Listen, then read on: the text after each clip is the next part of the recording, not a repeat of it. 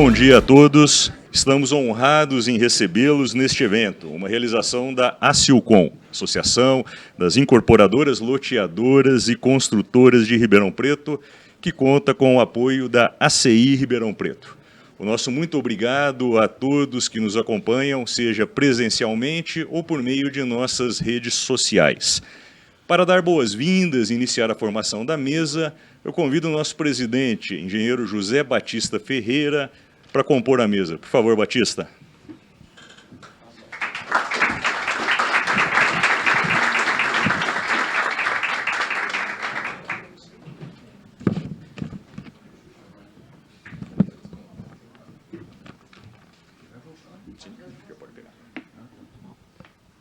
Vocês viram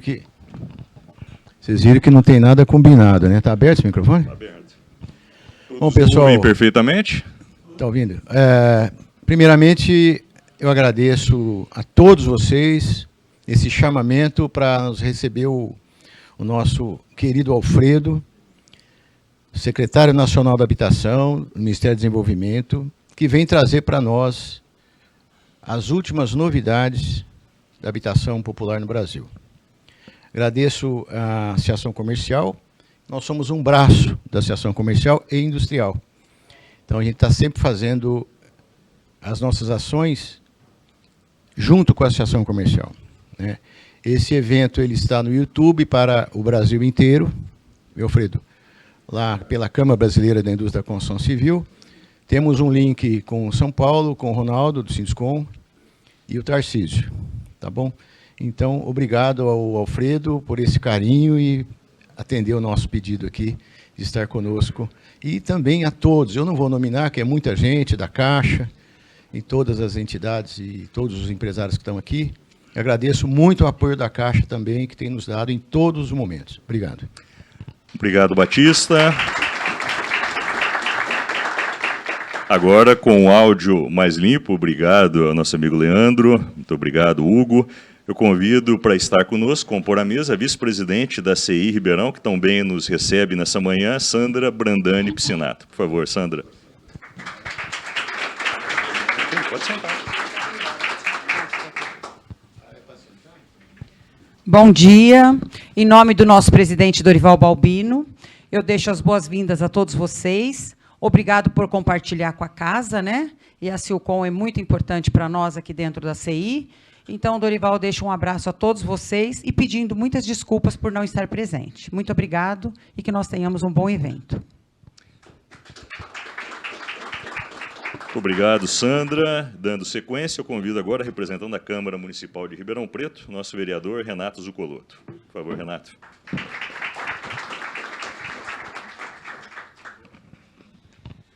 Bom dia a todos. De forma bem breve, bem sucinta, parabenizar o evento, parabenizar o Batista, que realizou esse evento, a Sandra, que nos recebe na CI também, o nosso vice-prefeito Gobi, e dizer que o assunto é fundamental. É inconcebível que a Constituição de 88 tenha colocado como um dos fundamentos, um dos pilares da nossa República, a dignidade da pessoa humana, e que hoje o Brasil tenha 40 milhões de déficits habitacionais. Não tem dignidade quem não mora bem. Então, é fundamental que vocês, empresários que estão aqui do setor da construção civil, possam também, junto com o governo, se engajar nesse projeto de dar um pouco mais de dignidade para essas pessoas que sofrem por não ter um teto onde dormir. Muito obrigado e teremos um excelente evento.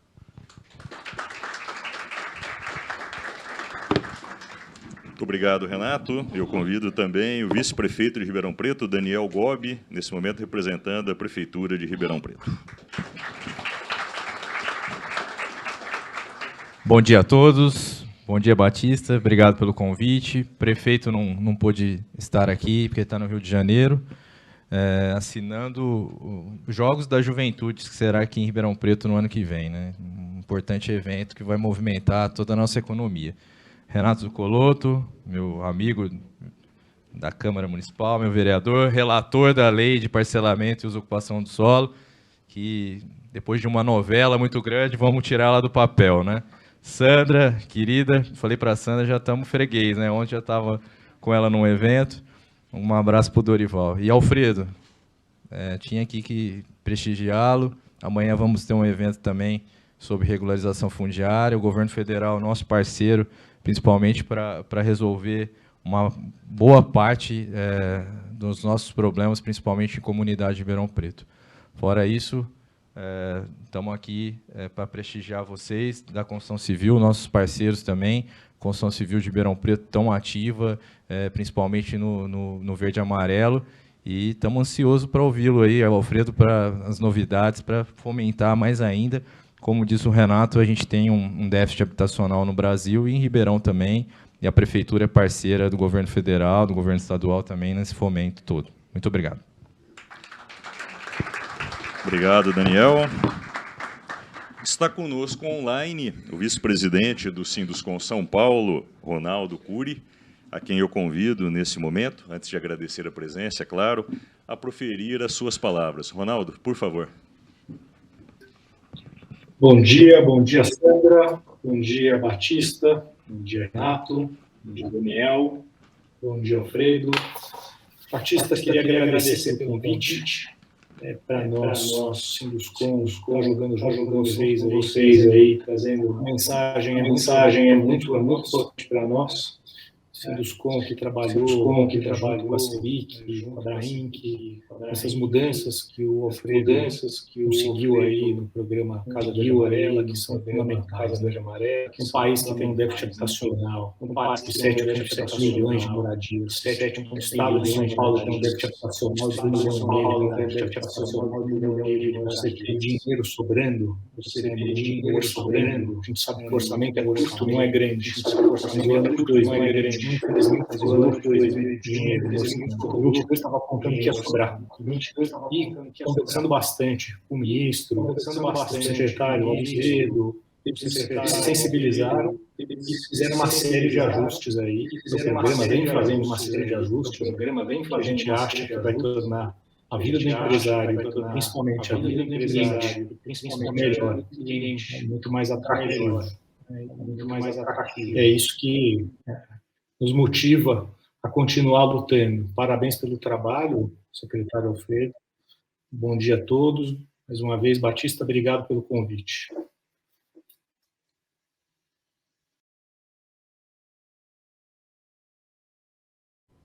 Conosco virtualmente nesta manhã. Te agradeço em nome da Silcom e de todos aqui presentes.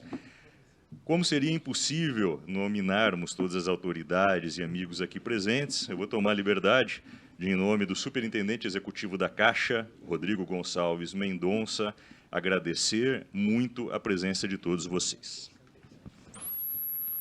E agora, para dar início à nossa apresentação, eu convido a mesa para que ocupem seus lugares na plateia. Muito obrigado a todos. Obrigado, Renato. Batista, Sandra. E vamos lá, agradecendo mais uma vez estar aqui conosco o secretário nacional de Habitação, Alfredo Eduardo dos Santos. Mas queremos ouvi-lo, secretário. Por favor, traga para nós os avanços do programa Casa Verde Amarela. O palco é seu, fique à vontade.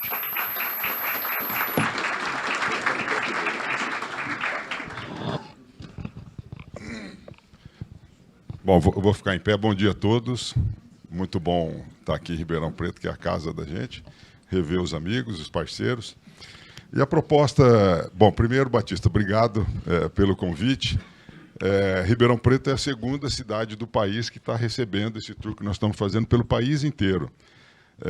Até o final de agosto, começo de fevereiro, a gente deve visitar pelo menos 20 capitais e a única cidade do interior que está recebendo é Ribeirão Preto. As outras todas nós estamos indo para capitais porque realmente é muita gente.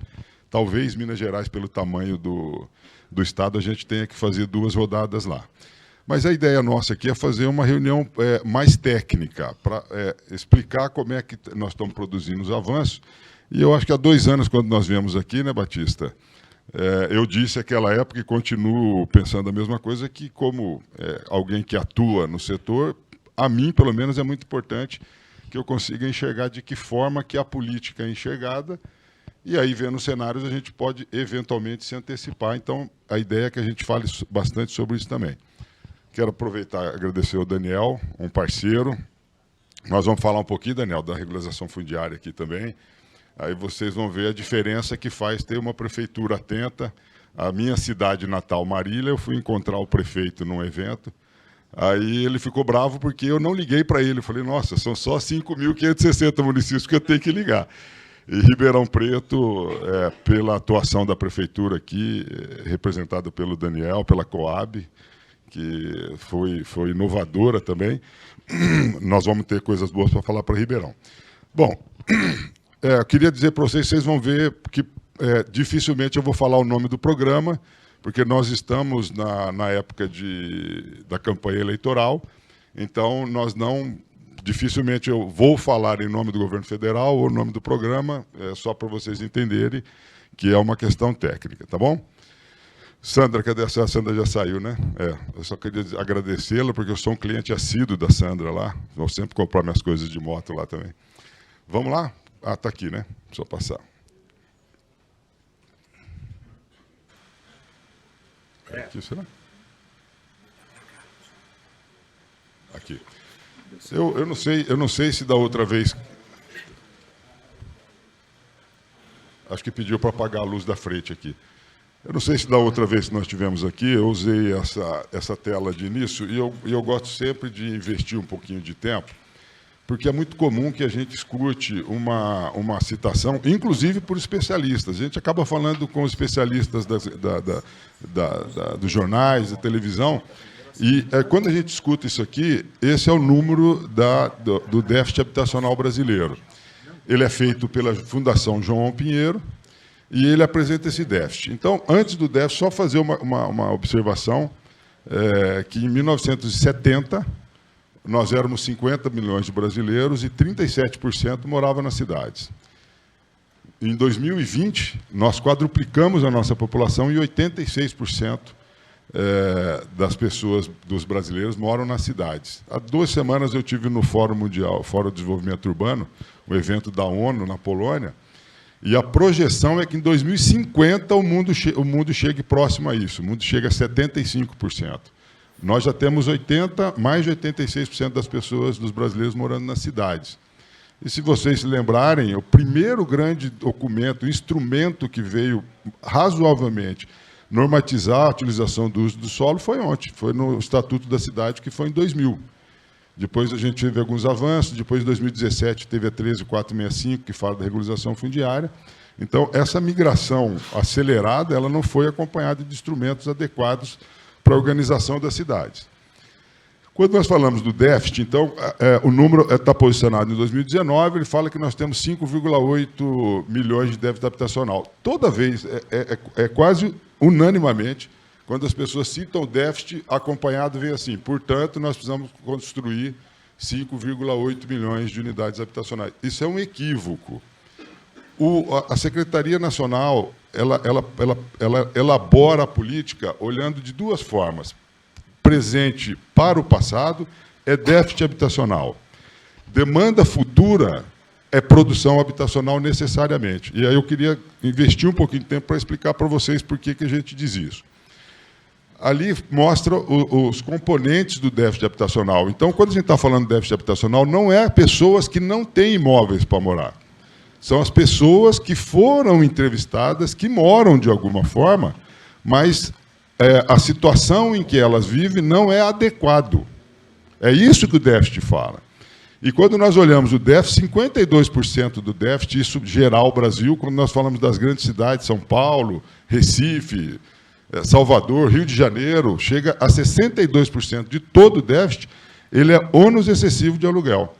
Ônus excessivo do aluguel, ele é uma média, é uma métrica internacional que é representada quando as famílias gastam mais de 30% da sua renda para morar. Então, em teoria, nós podemos resolver 50% do déficit sem a necessidade de construir nenhum imóvel.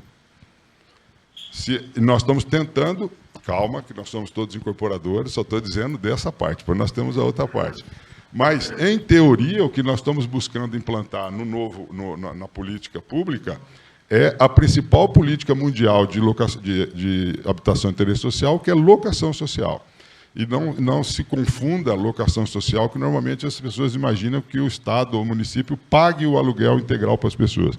Não é isso. A política de alguma forma, subsidiar para que a família traga o comprometimento de renda para menos de 30%. Então, nós já estamos com... São 3 vertentes da política de locação social. A de PPP já está rodando em parceria com a Caixa Econômica em Recife e Campo Grande. A de produção habitacional via FAR, que, em vez de transferir a propriedade do imóvel para as famílias, a gente transfere para o ente público local, e esses imóveis só poderão ser utilizados para locação social. A gente espera mais 60, 70 dias lançar o piloto, que deve ser na Paraíba. E o terceiro é uma política de voucher. Então, essa está um pouquinho mais atrasada por causa do instrumento. Então, esse é o principal componente. O segundo principal componente é a habitação precária. Aí sim nós temos que falar de habitação, porque a habitação precária aqui, nós estamos dizendo que pessoas que moram onde não foi construído para moradia. Mora dentro de carro, mora em barracão, mora o que seja. Então, não é que a casa da pessoa está inadequada, não. Ela mora onde não foi feito para morar. E aqui nós temos que falar de produção habitacional obrigatoriamente subsidiada. Ninguém, em sã consciência, pode imaginar que eu vou produzir unidade financiada para uma pessoa que mora numa condição dessa. Então, essa é uma outra política pública.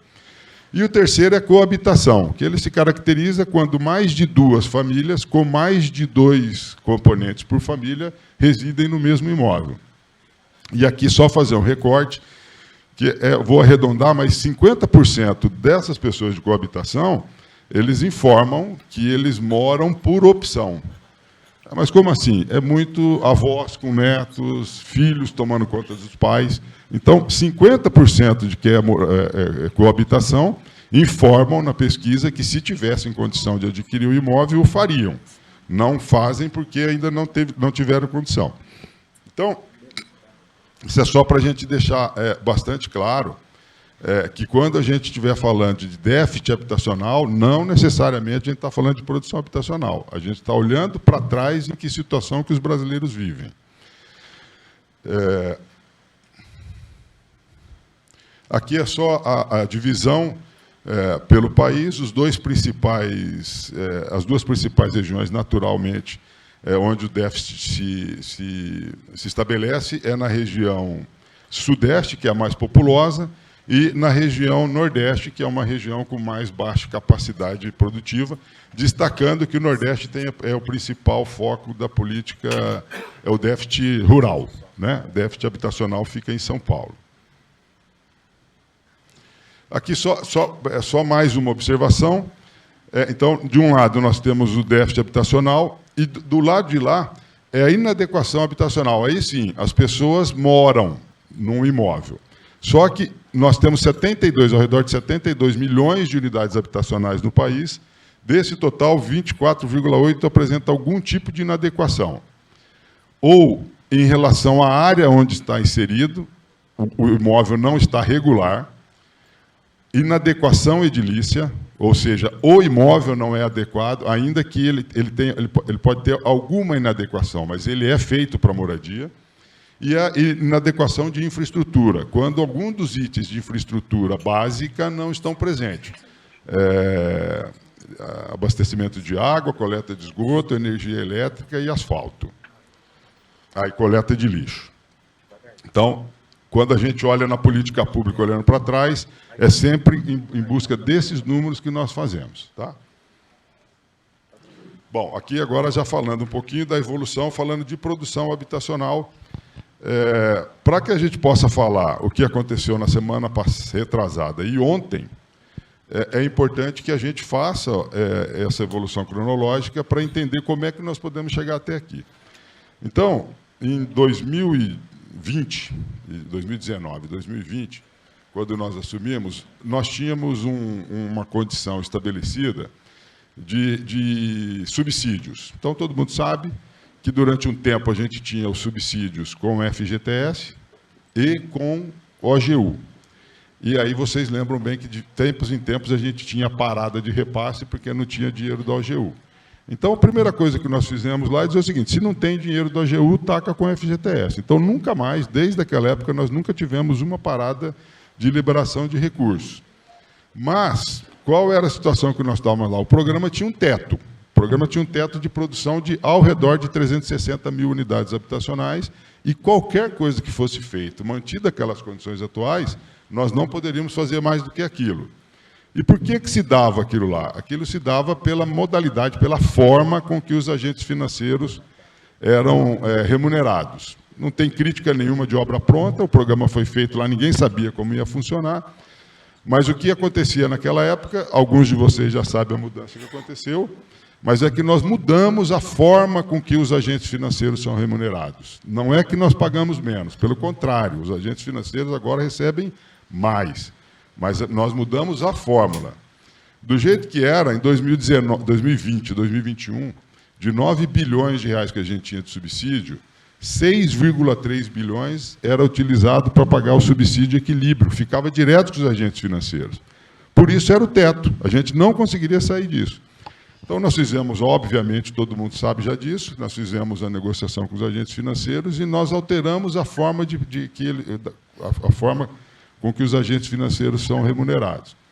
Isso é feito de forma gradativa até 2024. Em 2024, a gente inverte. 2/3 dos recursos ficam para o subsídio complemento para as famílias e 1/3 fica para os agentes financeiros. E qual foi a engenharia que foi feita? 2. Parte do subsídio que era pago, do spread que era pago pelo fundo, passa a ser pago pelas pessoas físicas, ao longo do contrato. E como é que a gente fez para não aumentar a taxa de juros para as famílias? A gente reduziu o custo do fundo de garantia. Então, o fundo de garantia recebe menos. Então, o que nós passamos para a família, a obrigatoriedade de pagar o spread, nós reduzimos a taxa de juros e ficou igual para as pessoas poderem pagar. E a outra movimentação que nós fizemos é que, além de pagar tudo para os bancos, pagava à vista e sem trazer a valor presente. Então, nós mudamos também. E agora, quando a gente paga para os bancos, o contrato de 30 anos, normalmente 12 a 14 anos, a gente pagava tudo à vista. Agora a gente traz a TR. Para vocês terem uma ideia, a TR ter saído de 2, e aí nós colocamos um teto de 6, e isso liberou mais de 760 milhões de reais de subsídio, do que era pago direto para os bancos, deixou de ser pago e fica no subsídio equilíbrio. Bom, mas aí os bancos estão ganhando menos? Não, os agentes financeiros tinham uma trava. Então, a gente pagava à vista, mas, no máximo, eles recebiam 16 mil reais, 17 mil reais. Agora, não tem mais trava. Como ele assume o risco da inadimplência, porque vai receber ao longo do tempo, ele não tem mais trava, então pode receber 24, 25, 27 mil reais. Tá? Bom, isso foi feito em 2020. Depois, em 2021, a gente fez uma alteração... Não, ainda em 2020... a gente fez um ajuste no enquadramento dos imóveis só na região Norte e Nordeste, porque a gente tinha um desempenho muito ruim, muito ruim na região Norte e Nordeste, e piorando todo ano. Então, nós fizemos uma série de mudanças específicas para o Norte e Nordeste, que pudesse ampliar a produção lá, sem prejudicar a produção nos outros estados. Aí nós fizemos, em 2021, nós revisamos o valor de enquadramento das unidades, não é? E reformulamos a metodologia de cálculo do desconto complemento. Então, se vocês se lembram, basicamente o que definia quanto que a pessoa ia receber de subsídio era a renda. E a questão social, porque ele podia, se fosse solteiro, receberia 50%. Então, nós mudamos a lógica e nós colocamos 5 critérios. Então, que os critérios de priorização de pagamento de subsídio: menor renda, cidades menores, regiões Norte e Nordeste, e mais dois critérios inovadores que a gente colocou também, e isso mudou bastante. Então, quando a gente olha para o estado de São Paulo, por exemplo, no primeiro momento, praticamente não houve alteração de subsídio. Quando a gente olha para o Norte e Nordeste, foi uma diferença muito grande. E a resposta foi imediata. No primeiro semestre do ano passado, enquanto o país cresceu 12%, o Nordeste cresceu 23% de contratação. Então, estava claro que tinha demanda, só estava desequilibrada em razão da capacidade de compra das famílias. Em 2022, aí esse ano já, nós fizemos a primeira expansão na taxa de juros, no grupo das famílias. As famílias saíram de 2.000 para 2.400. Essa diferença para esse grupo Quem ganhava até 2.000 representava ao redor de 27% de todo o programa. E quem ganha até 2.400 representa quase 50% de todo o programa. Então, nós incluímos mais de 20 e poucos por cento da população pagando taxa menor. E essa diferença de taxa de juros é significativa para a capacidade de pagamento das famílias. Os reflexos já começaram a acontecer, porque a gente está ampliando o grupo 1 que estava afastado. E aí nós fizemos também a ampliação do desconto complemento. Esse aqui foi feito, eu vou mostrar o número para vocês, vocês vão ver como foi rápido. E aqui um destaque, porque foi uma sacada do ministro Daniel Oliveira, que foi da habitação, para que a gente, a fórmula tradicional para você mexer no subsídio, você tem que passar pelo Conselho Curador de Fundo de Garantia. Mas o Daniel, por entender bem, ele assumiu, através de uma IN, a mudança num dos fatores do subsídio, que vocês sabem lá que é o fator populacional. No primeiro momento, para a Caixa poder implantar rapidamente, o que foi feito? Nós aplicamos um índice igual para todo mundo. Só que o reflexo desse índice é diferente região por região. Então, nas cidades pequenas, o índice original era 0,7. Quando nós aplicamos 0,15 sobre o 0,7, representou um aumento de 23% do subsídio. Quando nós vamos nas cidades maiores, o índice era de 1,20. Você colocou 0,15, deu 12%. Mas era o que a gente tinha para fazer rápido. E um parênteses. Vocês vão olhar nas próximas telas que o que nós fizemos em setembro de 21, lá em setembro de 21, os agentes financeiros implantaram em dia 25 de fevereiro de 2022. Porque foi uma mudança absurda no programa. Não tinha mais 36 faixas, é uma faixa só que isso custou caro e demorou para fazer. Depois que fez, tudo que a gente está implantando, eu rendo as minhas homenagens, a Caixa Econômica Federal está implantando em 10 dias. Isso não tinha, nunca teve. Mudar o programa em 10 dias. E aí a Caixa fez, nós conseguimos fazer essa alteração. Opa! Só voltando aqui. E aqui que aconteceram algumas mudanças que nós acabamos de implantar há 2 semanas, que nós alteramos as taxas de juros, porque o programa já tinha deixado, a legislação, a gente teve o cuidado de estabelecer a forma e a periodicidade que a gente podia corrigir as faixas de renda. Então, nós fizemos isso. Aí nós fizemos 2 proposições para o Conselho... isso foi para o Conselho Curador. Além disso, como a gente reviu e as modificações que nós fizemos lá da forma de remuneração dos agentes financeiros, ela está acontecendo mais rápido do que a gente previa, conforme disse o Ronaldo, a gente tinha a previsão de sobrar dinheiro no final do ano. Então, o que a gente fez? Mexeu na taxa de juros e nós fomos lá e mexemos de novo no fator populacional. Só que, dessa vez, em vez de colocar o mesmo índice para todo mundo, nós colocamos índices diferentes para regiões, mas que todas as regiões vão ter 35% de aumento no subsídio, naquele fator de subsídio no Brasil inteiro. A taxa de juros e o subsídio foram aprovados pelo Conselho Curador há 2 semanas. A Caixa Econômica deve colocar em vigência a partir do dia 18 já. Já do dia 18, essas 2 mudanças. E nós fizemos também, por pedido da Caixa Econômica Federal, mais algumas mudanças, que é o prazo de carência por financiamento. Quando a pessoa vai comprar um imóvel pronto hoje, a Caixa, na negociação, ela oferece, no SBPE, ela oferece até 6%, 6 meses de isenção de pagamento. E aí, o histórico que a Caixa... Eu estou falando pela Caixa, mas os representantes da Caixa aqui, eles vão falar depois, mas eu estou contando o que a gente escuta lá, né?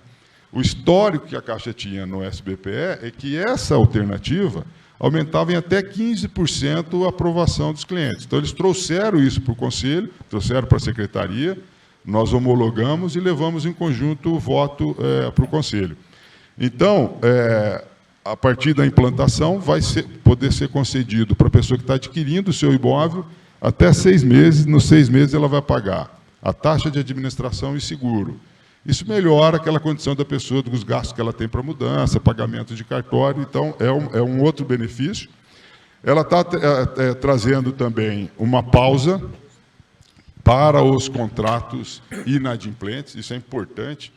Então, o fundo autorizou que a Caixa possa fornecer aos inadimplentes ou aos compradores do Programa de Habitação e Interesse Social a possibilidade de ficar até 6 meses sem pagamento de parcela. Pode ser total ou parcial, isso vai ficar a critério do agente financeiro, cliente e cliente. E as duas grandes novidades que nós tivemos foi a ampliação do prazo de amortização do contrato para até 35 anos. Aí, na sequência, eu vou mostrar para vocês a sequência que nós estamos fazendo, quanto que impactou isso. Para novos contratos, passa a vigir provavelmente agora em agosto. Foi promulgado ontem, foi aprovado ontem no Senado. O presidente deve homologar aí, esse mês ainda. E, se tudo correr bem, entra em vigência já em agosto, que a Caixa deixou pronta. Para novos contratos, vai estar a vigência, vai estar valendo. Para contratos antigos, só se a pessoa tiver inadimplente necessitando fazer uma renegociação, porque se a pessoa já está inadimplente, se não ampliar o prazo, ela não consegue pagar. Então, é uma sacada boa, e isso favorece as empresas também, porque evita o impacto no índice das empresas de inadimplência, que a gente sabe quais são os reflexos quando isso acontece, né? E aí eu acho que, junto com outro fator que eu vou falar um pouquinho mais na frente, eu acho que foi uma revolução, que é a possibilidade de utilização do FGTS no pagamento das parcelas. Então, para explicar o que significa isso, primeiro, dar mérito a quem tem. Essa foi uma proposta trazida para a gente pelo Rodrigo Vermelinde, que é diretor da Caixa. E um dia ele me ligou, no final da tarde, a gente estava revendo lá as políticas, e ele falou, pô, a gente podia usar o FGTS para pagamento de parcela, né? Eu falei, bom, mas qual o conceito? Aí ele falou, eu falei, pô, a ideia parece boa, deixa a gente pensar aqui. Aí eu voltei para ele e falei, essa ideia sua é muito boa, mas eu acho que ela pode ficar ótima. Qual que era a ideia inicial? Então, eu vou usar sempre o mesmo exemplo para a gente ter ideia de dimensão. Então, se a gente pegar uma família de R$2.000, isso varia muito no Brasil, onde você tem mais renda formal, é diferente o índice de aprovação, mas, como exemplo, uma família com R$2.000 de renda, em média, ela estava sendo aprovada 20% de capacidade de pagamento. Então, a família tinha R$400 de capacidade de pagamento. A ideia original era pegar os 160, 8% de 2.000, e acrescentar na renda. Essa era a proposta original. Eu falei, é boa, mas significa ampliar a capacidade de pagamento do cara em R$32. É bom, mas não vai ser um reflexo tão grande. Aí nós voltamos, falei, Rodrigo, então assim, nós topamos ir, nós vamos apresentar essa proposta, mas nós queremos que os 160 sejam incorporados à capacidade de pagamento do cliente. É um aumento de 40% da capacidade de pagamento do cara, sai de 400 para 560. A Caixa topou, e aí nós aprovamos isso ontem.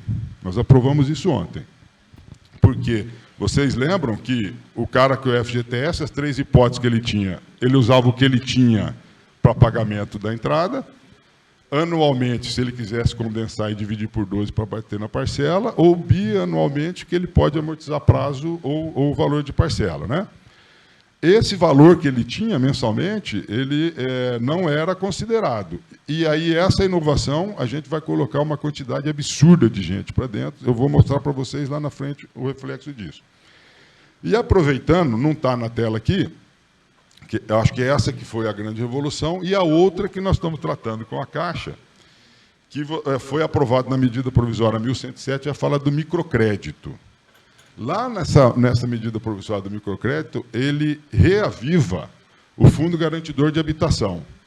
O Fundo Garantidor de Habitação foi criado lá em 2009, com a implantação do programa Minha Casa Minha Vida.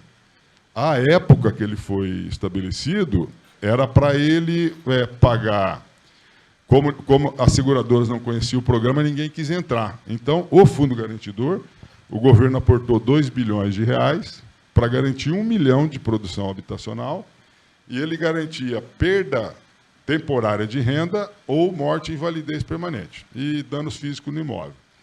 Passado todo esse tempo, o governo levou de volta 2 bilhões, ele sacou 100% do que ele aportou, e nós temos quase 3 bilhões de reais lá nesse fundo. Parado, sem fazer nada. E por que isso aconteceu? Porque o fundo ele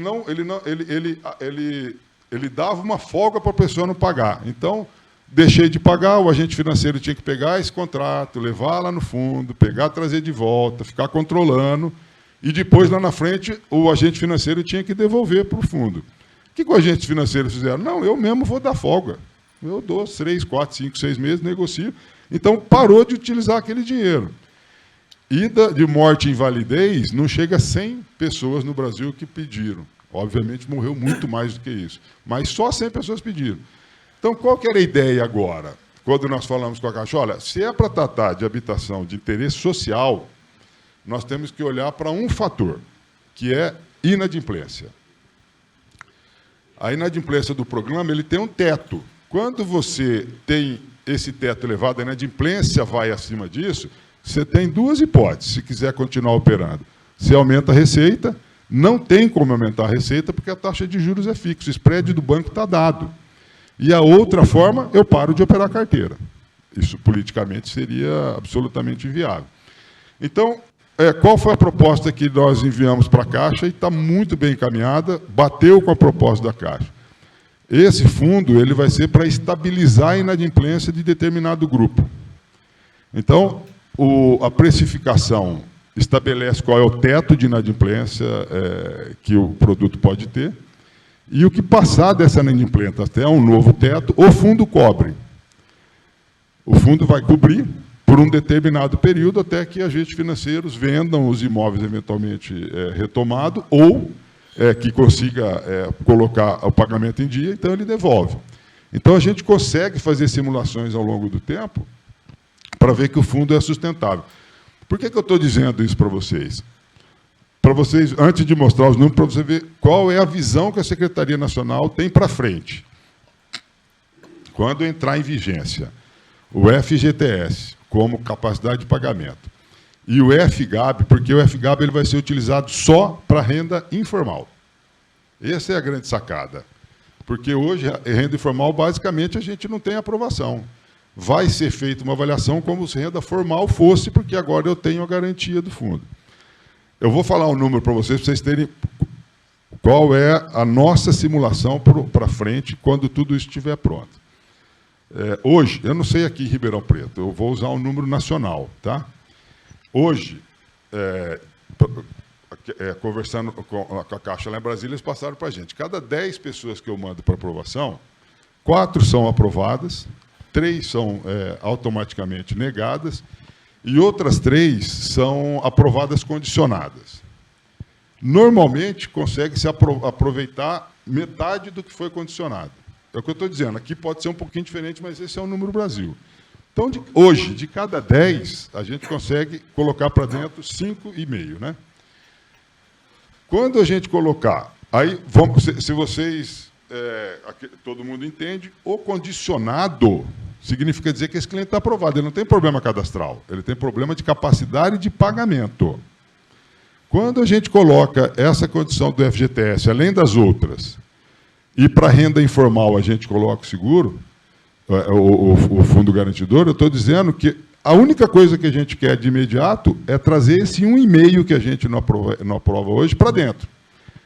O que significa isso? Nós temos hoje 5,5. Quando eu vou colocar 1,5 para dentro, eu estou aumentando em 30% o nível de aprovação. Nós devemos fazer esse ano, fechar esse ano com 330, 340 mil unidades aprovadas. Se a gente colocar 30% das pessoas que tiverem interesse e não entraram, é como se a gente tivesse que ofertar para o mercado quase 100 mil unidades a mais no ano que vem. Eu tenho dificuldade de que o mercado vai dar conta de oferecer isso aí, no curto prazo, porque vai ser muito rápido isso, né? Bom, vou mostrar para vocês como é que foram os impactos do que a gente vem fazendo até agora. A primeira linha aqui, ó, é a meta antiga, que ela foi alterada em setembro, mas eu vou deixar para vocês aqui a apresentação, viu? Pode ficar tranquilo. Aqui, ó, só para saber, essa aqui era o que era vigência até setembro, essa aqui foi aprovada em setembro, mas quando que ela entrou em vigência? Só 25 de fevereiro.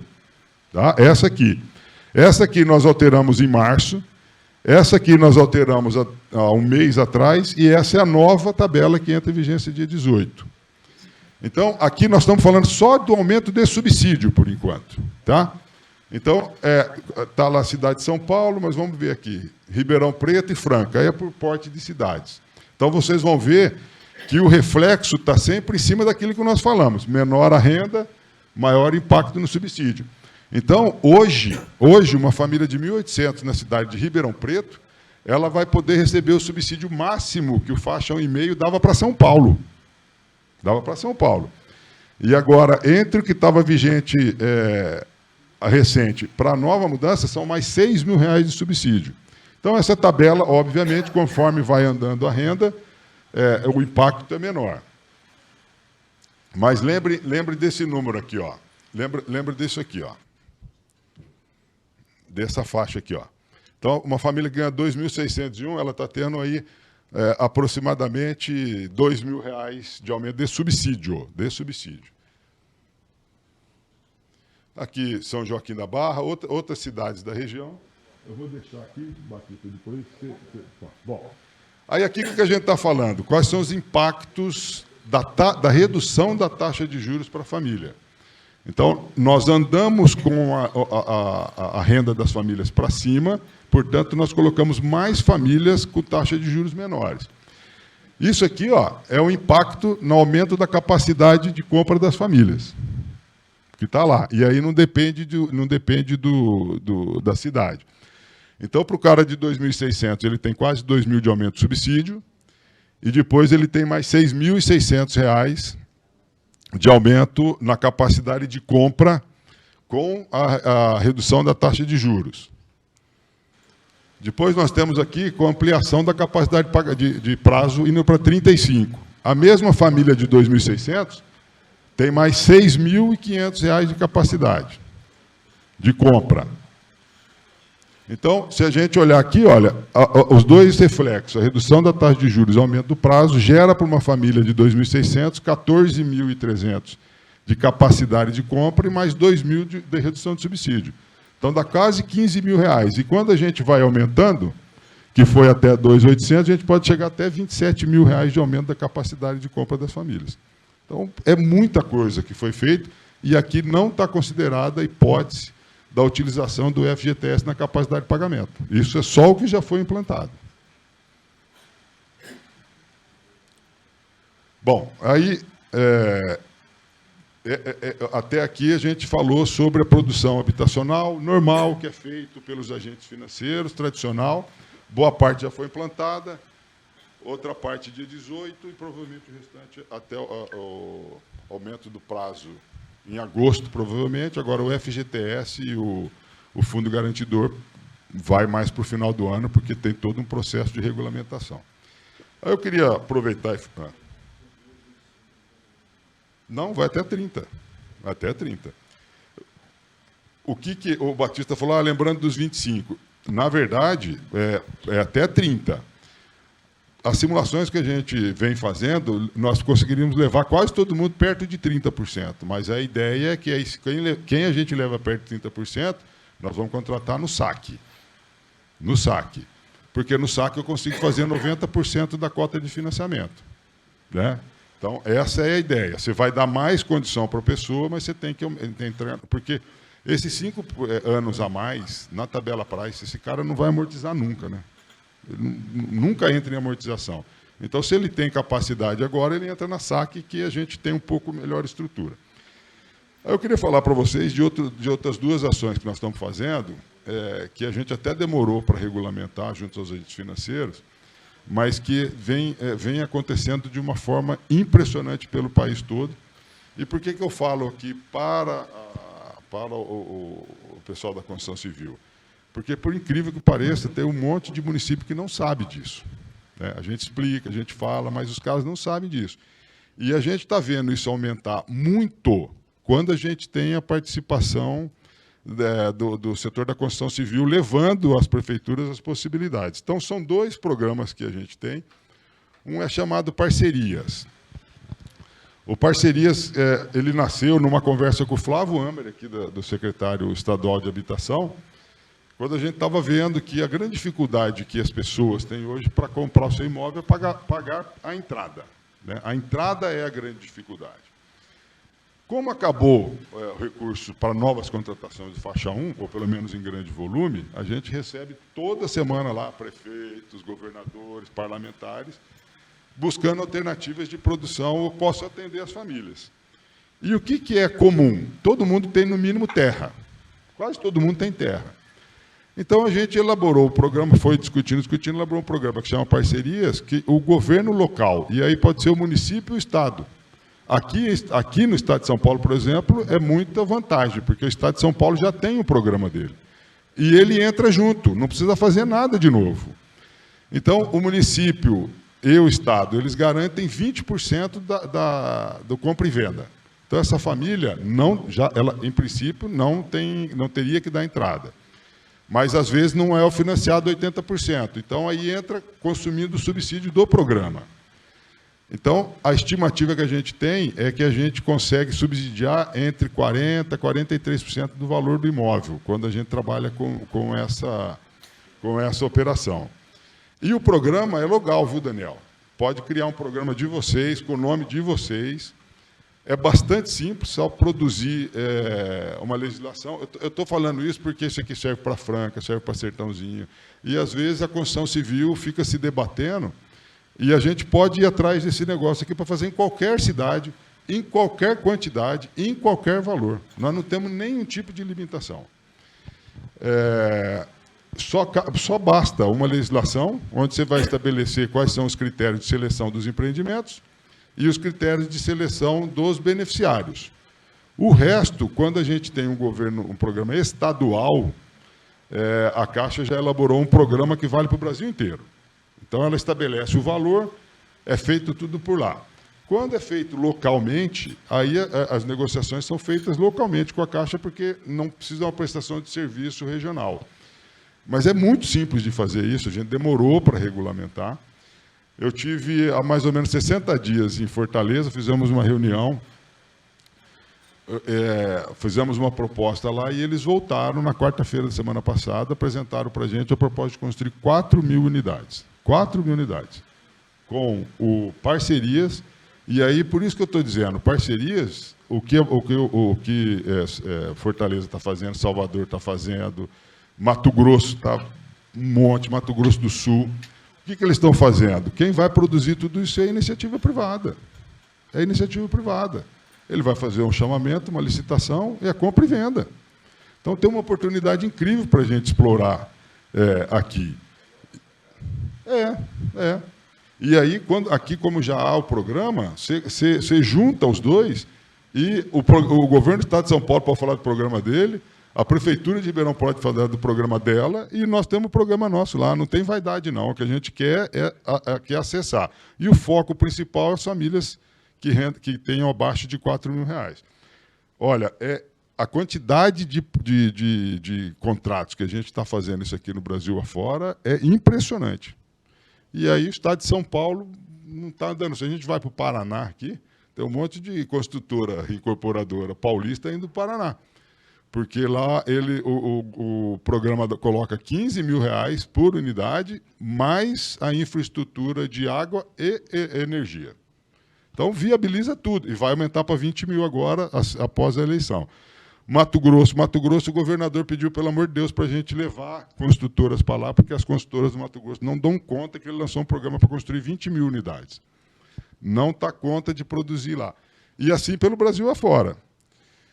Bom, a outra aqui, deixa eu passar isso aqui, que não tem muito... Não, essa aqui eu volto.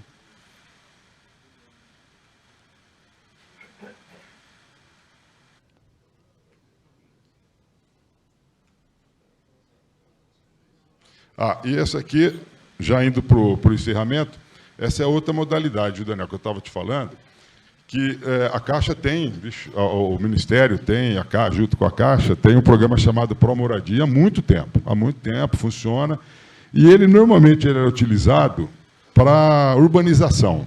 Né? Com Promoradia você pode entrar no núcleo e fazer toda a regularização. Regularização, melhoria, infraestrutura, tudo. mas ele é mais complexo. A qualificação para as prefeituras fazer isso é um pouco mais complexo e demora. E aí, para o agente financeiro, esse programa também é terrível de controlar. Como a gente tinha muita demanda, e este ano passado e este ano as prefeituras estão, todas elas, com uma condição de capacidade de pagamento excepcional, a gente fez uma alteração nesse programa e a gente passou a permitir no Pró-Moradia a contratação para produção habitacional pura, não vinculada à urbanização. A gente lançou isso aqui no dia 3 de janeiro desse ano. No ano passado inteiro, nós recebemos 178 pedidos de pró-moradia. Esse ano, nós já passamos de 532 pedidos de produção habitacional no país, 980 bilhões de reais. Isso aqui é o faixa 1. Esse é o antigo faixa 1.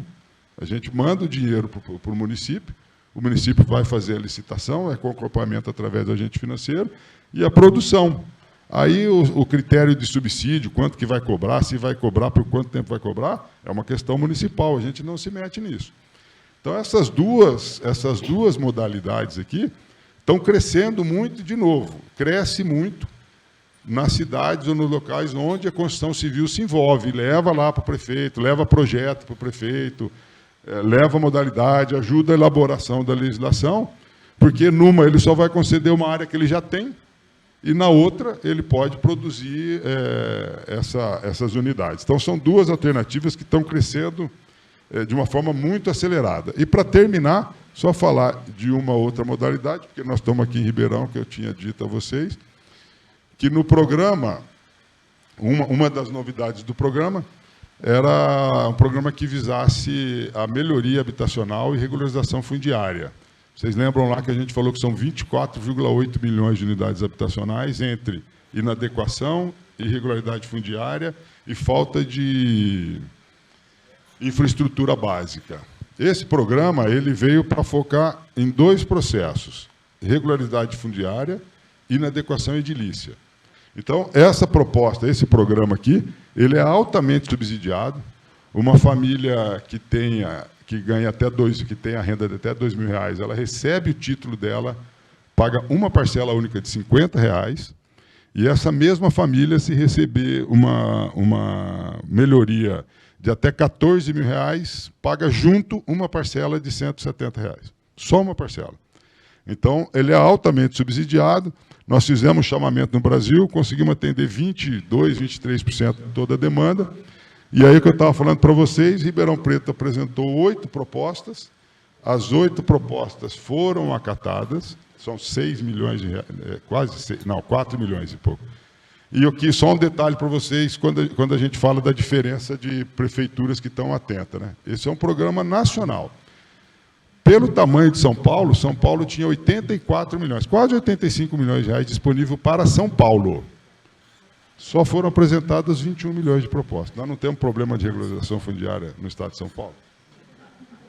Então, todo mundo reclama que não tem dinheiro, que não tem política. Você solta a política, dinheiro subsidiado. Quem vai fazer? Iniciativa privada. Batista, é importante para as pequenas construtoras daqui de Ribeirão que estejam atentas, porque quantas famílias são? Vocês lembram?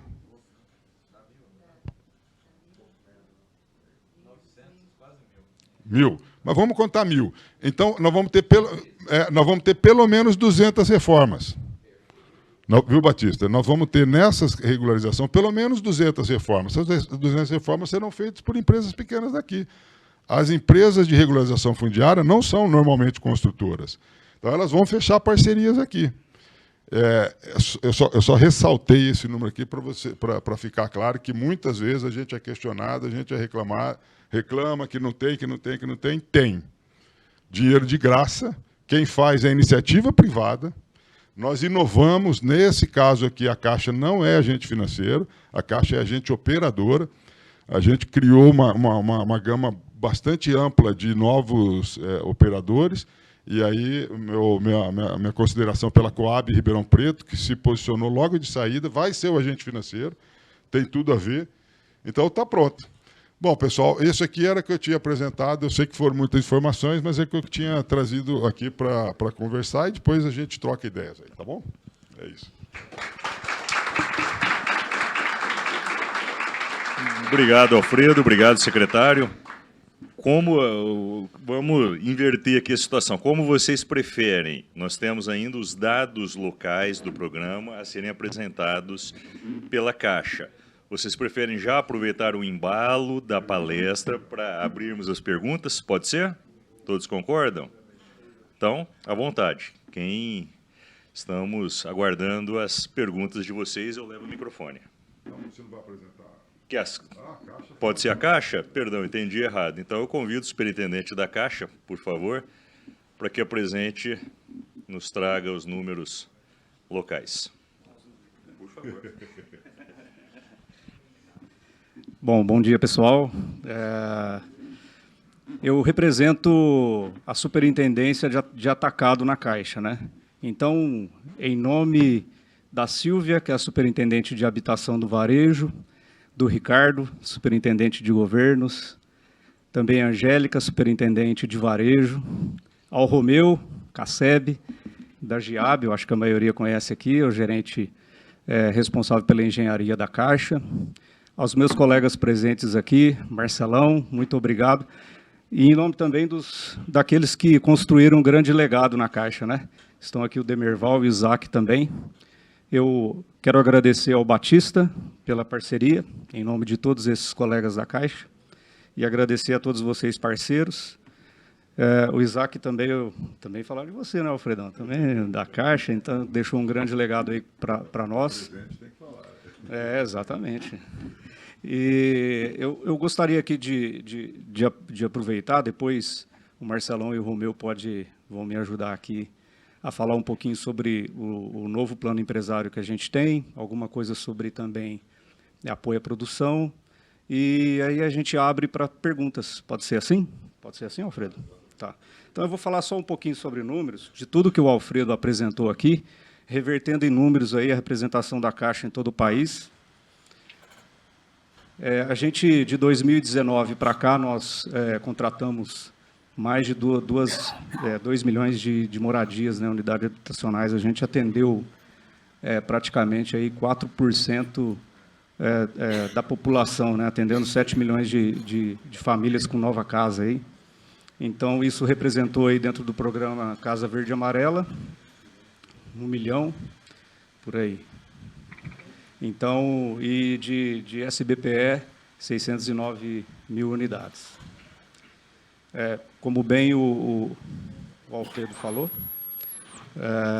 a gente, dentro da linha SBPE, nós tivemos um salto, era de pandemia, enfim, né, todos conhecem aí como foi o contexto, mas, assim, nós, aqui fala um pouquinho sobre os empreendimentos contratados até hoje, né, os que estão em andamento, obra executada menos de 100%, então, nós temos aí hoje 7.500 unidades em andamento, né? São mais de 1 milhão de unidades, e só 2.000. Só neste ano a gente já contratou 490, 500 empreendimentos. Esses são os números da Caixa. Para falar um pouquinho aqui sobre a região de Ribeirão Preto, foram 90 mil unidades, tá? Só no programa Casa Verde e Amarela, 70 mil unidades. Então, aqui na cidade de Ribeirão Preto, isso representou 18%, toda a região, 18%, foram 16.400 unidades. No Casa Verde e Amarela, 12 mil unidades, essa aqui é a colinha.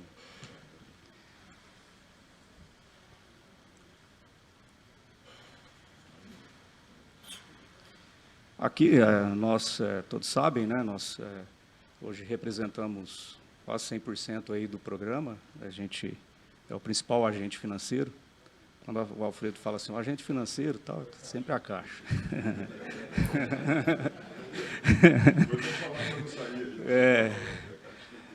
E aqui para falar de valores, então, os recursos contratados aí no setor, isso aí pelo país afora, né? A nossa autorização ela é bem limitada para tratar de números regionais, então isso aí eu gostaria de, até que a imprensa está presente aí, a gente trata de números nacionais, então são 8,4 bi, 597 empreendimentos só em 2022 aí que estão em canteiros de obras aí que a gente está participando. Aí, falando um pouquinho desse share do SBPE, né, nós ampliamos, nós chegamos agora em 2022 com mais da metade do share de SBPE, né? Antes, a gente ainda participava ali com menos da metade, e hoje a gente já tem, com esse anúncio, inclusive, do Alfredo aqui hoje, que foi aprovado hoje, né, Alfredo? Isso aí a gente vai dominar o mercado.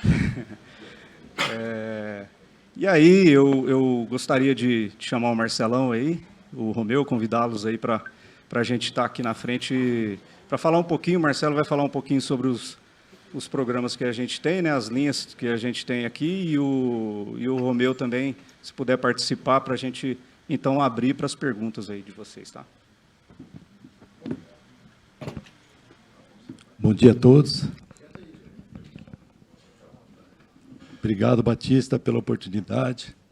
Plateia pesada, ainda com 2 ex-chefes, Demerval e Isaac, e um amigo aqui, o Alfredão. O Alfredão está triste hoje, viu, pessoal? O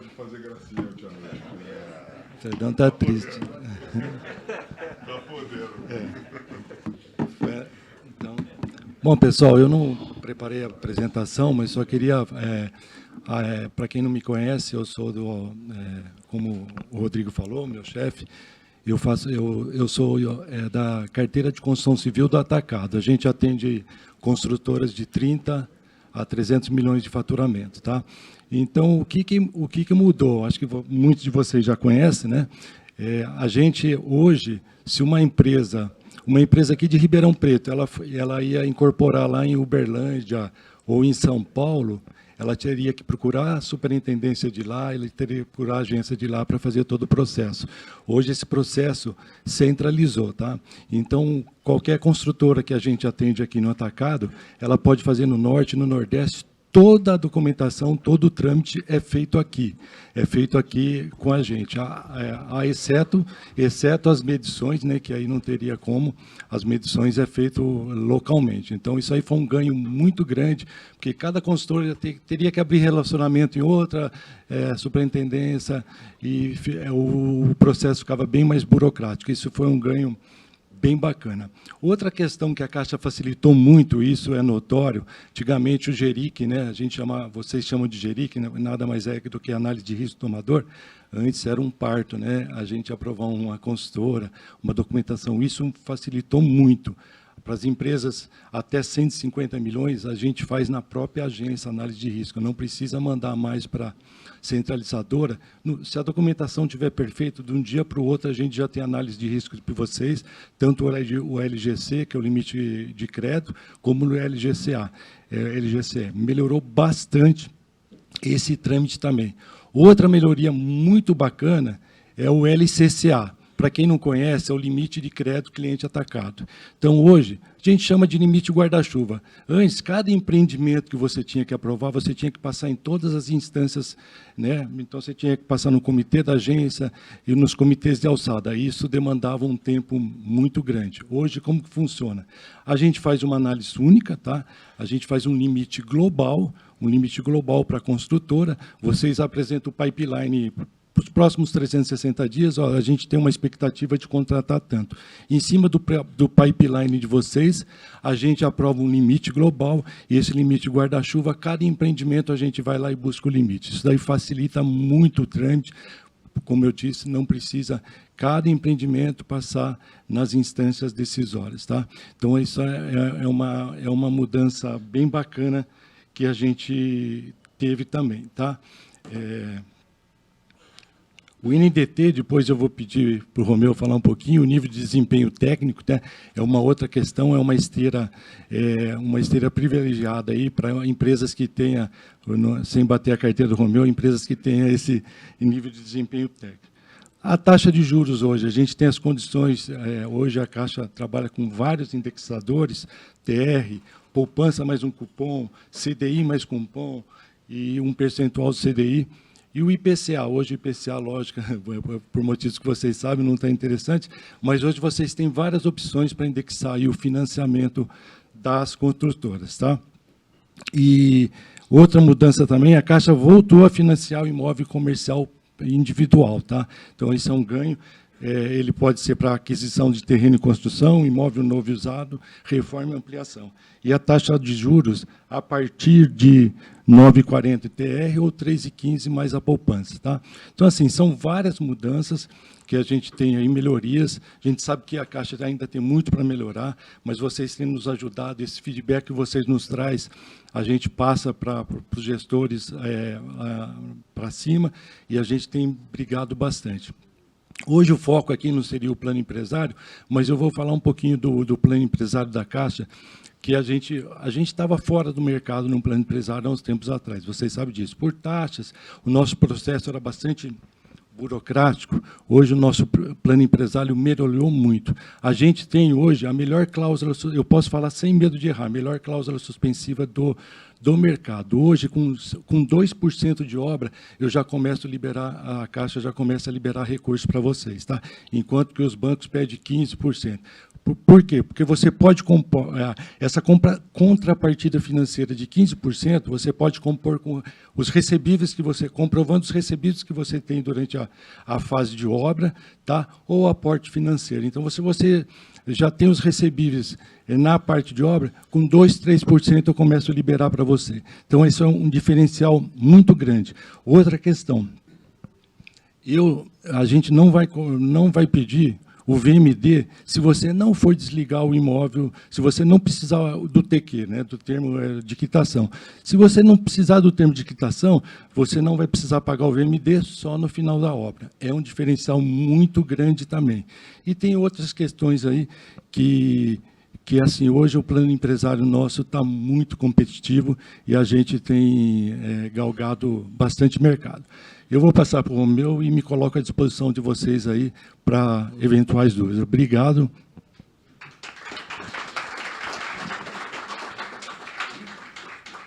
Bom dia. Bom, para quem não me conhece, eu sou o Romeu, sou coordenador da engenharia da Caixa, aqui da região. A gente atende 57 municípios aqui da região. Estou substituindo o Leonardo, que está de férias, que é o gerente, né, amigo do Batista, aí, todos conhecem. Antigo. Sou mais novo aqui, então, apesar de já ter trabalhado com o Alfredo, com o Isaac, com o Demerval, né, sou o mais novo aqui, mas já tenho uma estradinha na Caixa aí. Também me coloco à disposição, né, a gente vai abrir para perguntas e me coloco à disposição aí. Agradeço, então, ao Rodrigo, Marcelo, Romeu. A gente vai abrir agora. Você quer usar a palavra antes ainda? Perfeito. Para abrir mesmo. Tá. Então, a gente vai abrir agora as perguntas, tá? Lembrando e ressaltando que nós também temos a presença do nosso vice-prefeito, que também é secretário de Planejamento de Ribeirão Preto, Daniel Gobi. Vou quebrar o protocolo aqui, Daniel, que também está à disposição, espero que esteja depois dessa, para responder qualquer dúvida de vocês. Pronto. Por favor, um de cada vez, sem pressa, não precisa levantar a mão todo mundo correndo, que eu levo o microfone até vocês. Um de cada vez.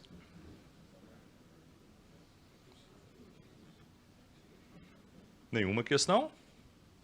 Todos fizeram bem a lição de casa? Por favor, Sr. Pedreschi. A turma está com medo, viu, senhor Alfredo, Caixa. Ele é meu xará, José Alfredo Pedreschi Monteiro, da consultora Pedreschi Engenharia. O diretor técnico é meu filho, ele não pôde vir, estou representando a Pedreschi. Eu queria realmente cumprimentar ao trabalho do Alfredo. Vou ser sincero, a gente vai ficando idoso, tenho planos ainda, mas eu fiquei muito emocionado com o trabalho que você fez junto com o Ministério da Cidadania, com a Caixa Federal, e nesses 3 anos. Eu tive uma conversa contigo num treinamento há 3 anos atrás, 2, 3 anos, lá no Centro Administrativo.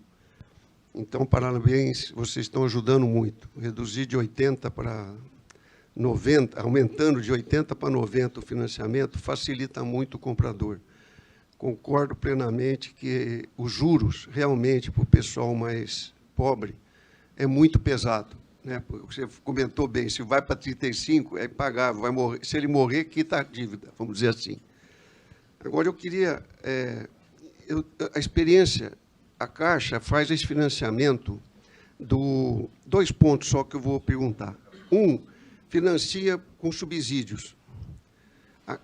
Tem um projeto assim, que eu gostaria que a Caixa fizesse, que seria a criação dos comodatos para ONGs e para financiamento de entidades assistenciais.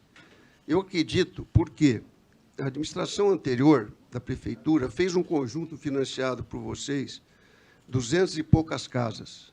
Eles desfavelou a favela do aeroporto.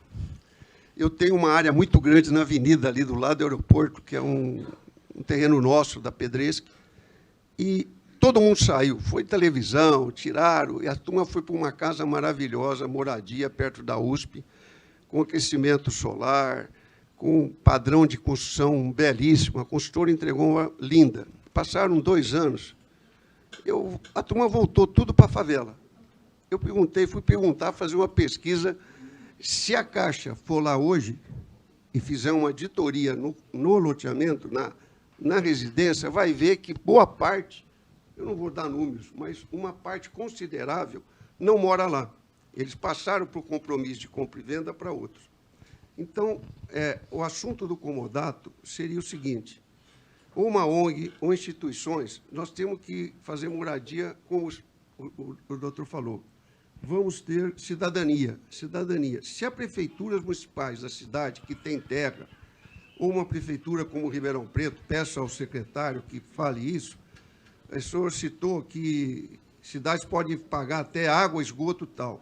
A prefeitura nossa, através da Secretaria da Água e Esgoto, existe das construtoras, qualquer obra que eu vou fazer, 50 casinhas, financiado para uma casa de 45 metros, faça um poço artesiano de 250 mil metros cúbicos lá.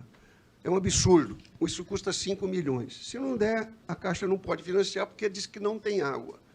Então, se não houver cooperação da Prefeitura com relação ao sistema de água e esgoto, para o custo desses empreendimentos, fica absurdo.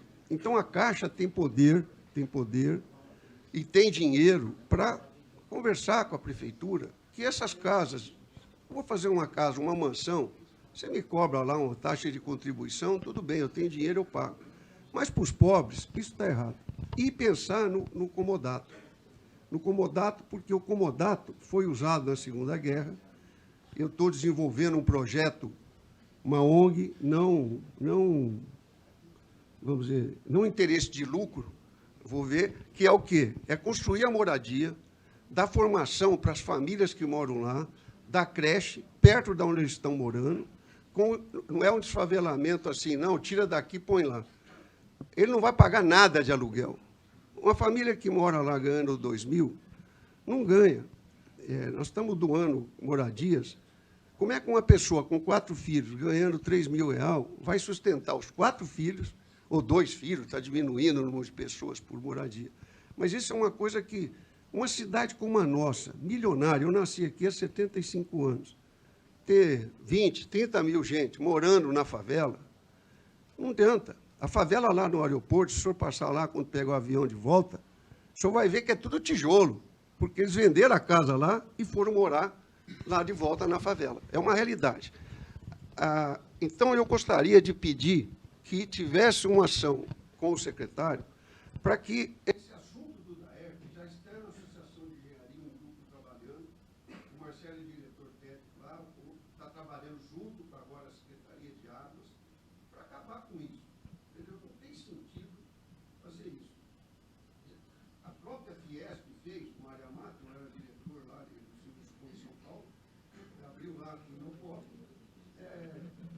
Projeto 100 casas. A prefeitura de fazer água e esgoto, não vou falar o prefeito da época, não quis pôr nem água nem esgoto, fazia o carneirinho e as empresas construíram. Cada empresa construiu 30, 50, gente que está aqui, construiu casa para os nossos funcionários. E está tudo pago. É o Jardim das Palmeiras 1. Não tem nenhum conjunto em Ribeirão Preto de casas que tem a adimplência tão bem pago e tão cuidado como o Jardim das Palmeiras.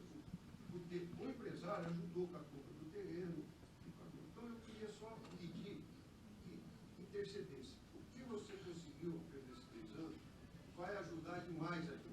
A maioria das empresas que trabalham nas faixas menores, com o aumento dos custos, nós suamos a camisa para não pôr dinheiro. Vocês sabem disso, porque os custos aumentaram.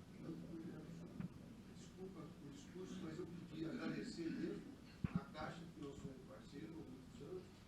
E meu filho me deu uma grande alegria, recebemos o céu azul da Caixa. Obrigado. Obrigado. Teve um equívoco, ele falou de 80 para 90, isso não existiu, né?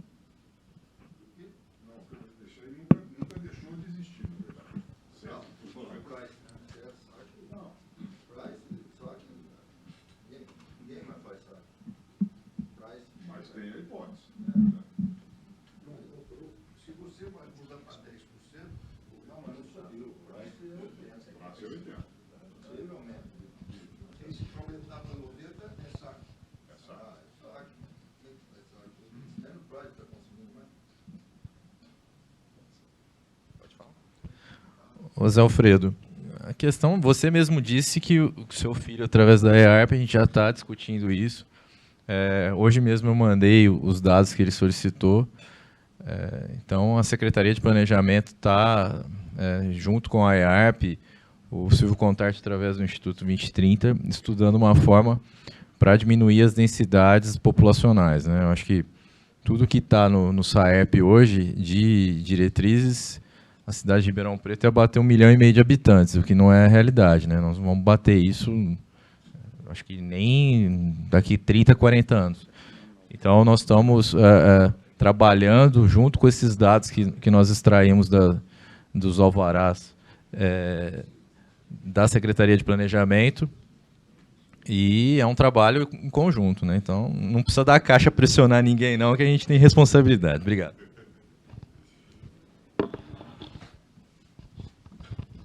Mais perguntas? Claro.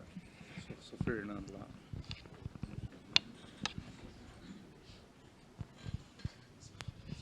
O doutor Alfredo, bom dia. Foi um prazer estar aqui, palestra excelente. Sou lá o Fernando Junqueira, da IARP. Eu queria saber se existe alguma proposta no MDR do governo federal, até a faixa de 4 mil. Eu sempre, algumas vezes, eu já conversei com você a respeito das pessoas, por exemplo, começa a ter o financiamento, né, durante a construção, e o cliente tem que pagar a parcela para a Caixa e aquele negócio todo, né?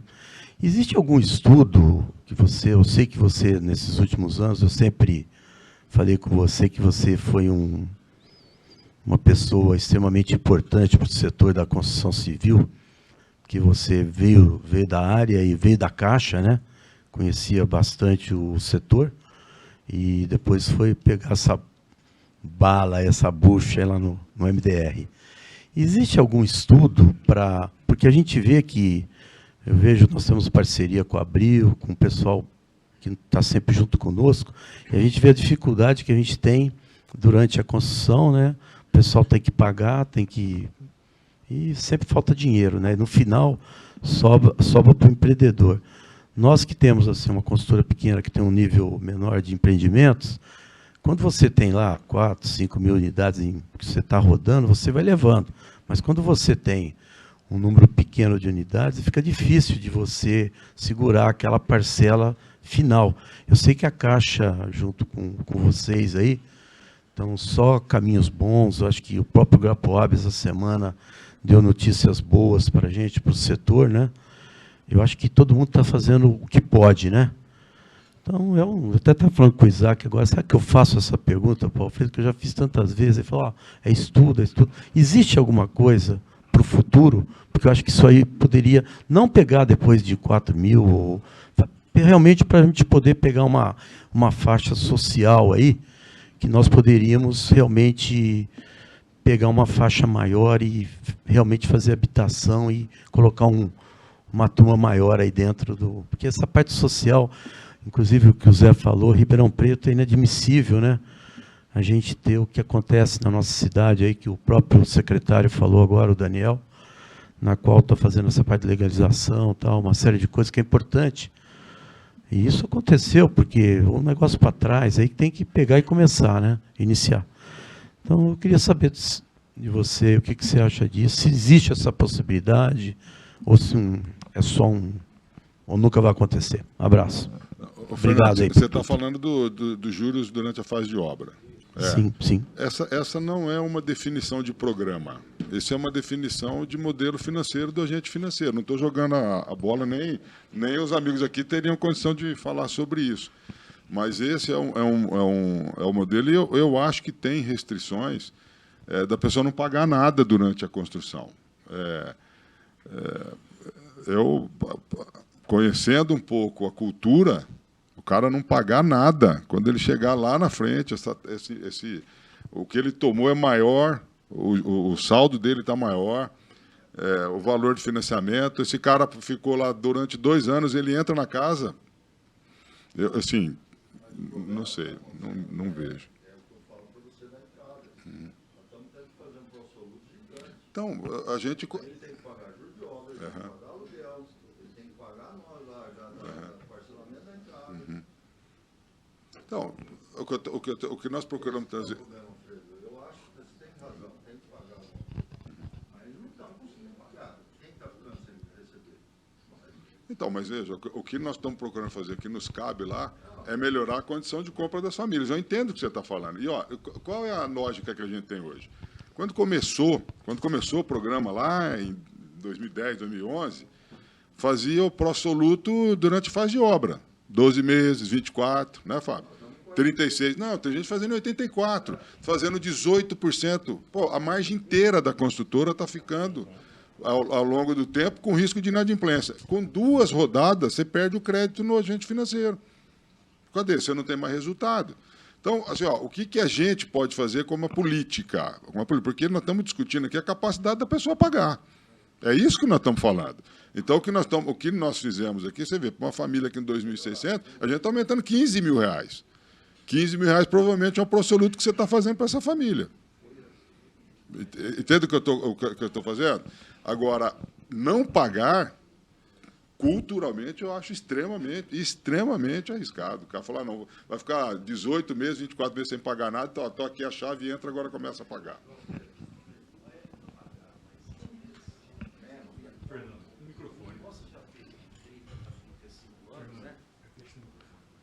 Desculpa.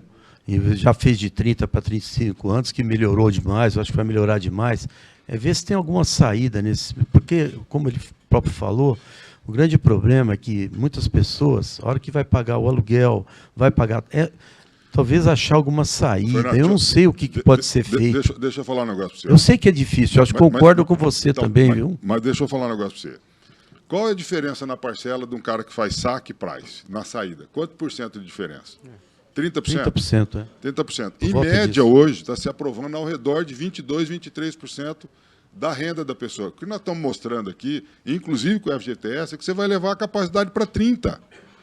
Então, você vai poder fazer o saque pagando a mesma parcela que você pagaria hoje, com a capacidade de pagamento alterada.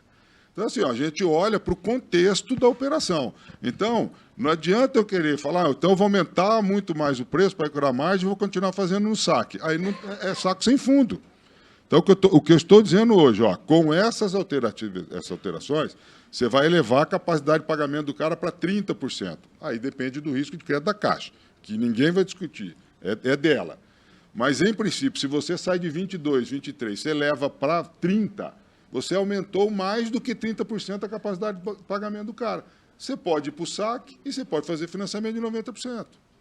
Agora, cada um vai ter a sua estratégia. Não, eu acho que já melhorou, sim. É só para a gente pegar... Imagina nesse exemplo que eu falei, o cara pagava 400 e agora ele tem 560. Cara, ele não vai ter pró-soluto.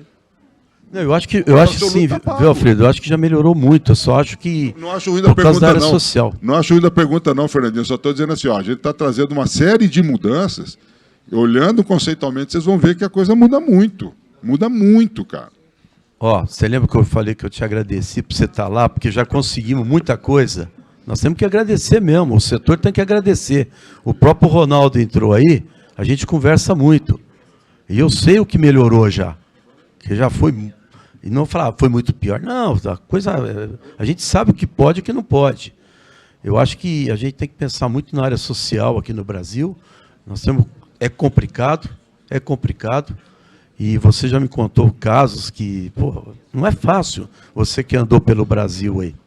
Então, eu acho que isso aí são coisas que é uma política habitacional que a gente vai ter que ir pensando, dar os passos aí, né, e tocar a vida.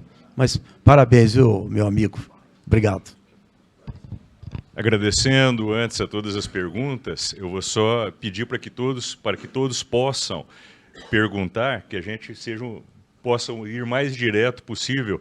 Eu vou só abrir espaço para o Ronaldo, que está conosco online, desculpa, João, para aproveitá-lo, que ele gostaria de fazer uma pergunta, já está chamando há algum tempo. Ronaldo, por favor.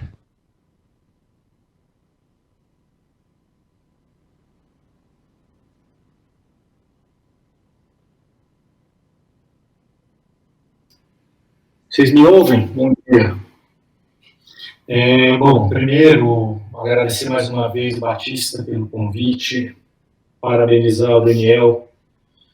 Eu ouvi aí alguma coisa sobre 2030, eu sou fã de cidades que se planejam até 2030, parabéns a todos aí, parabéns ao pessoal da Caixa. Alfredo, só reforçar aqui os pontos que o Junqueira levantou, você é um guerreiro, você nos orgulha, obrigado por tudo que você fez até aqui, espero que você continue fazendo lá na Secretaria Nacional de Habitação. Eu acho que todas as medidas que foram tomadas, tenho batido muito nisso, elas são muito técnicas. É muito importante, pessoal, todo mundo entender que o programa ele tem um funding, né, que é o BNDES. E esse funding, infelizmente, ele é limitado.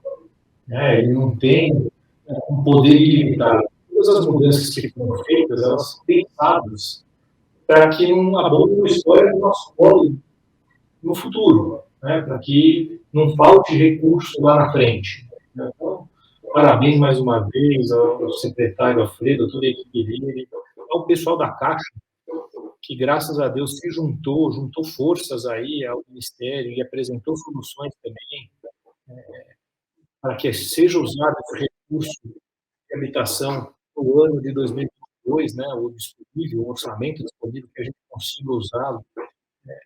E também queria colocar, o Junqueira falou uma coisa super importante, o Sinduscom participou bastante, pessoal, dessas mudanças no Gracoab, né? A gente sabe da importância disso para a região aí de metropolitana de Ribeirão Preto.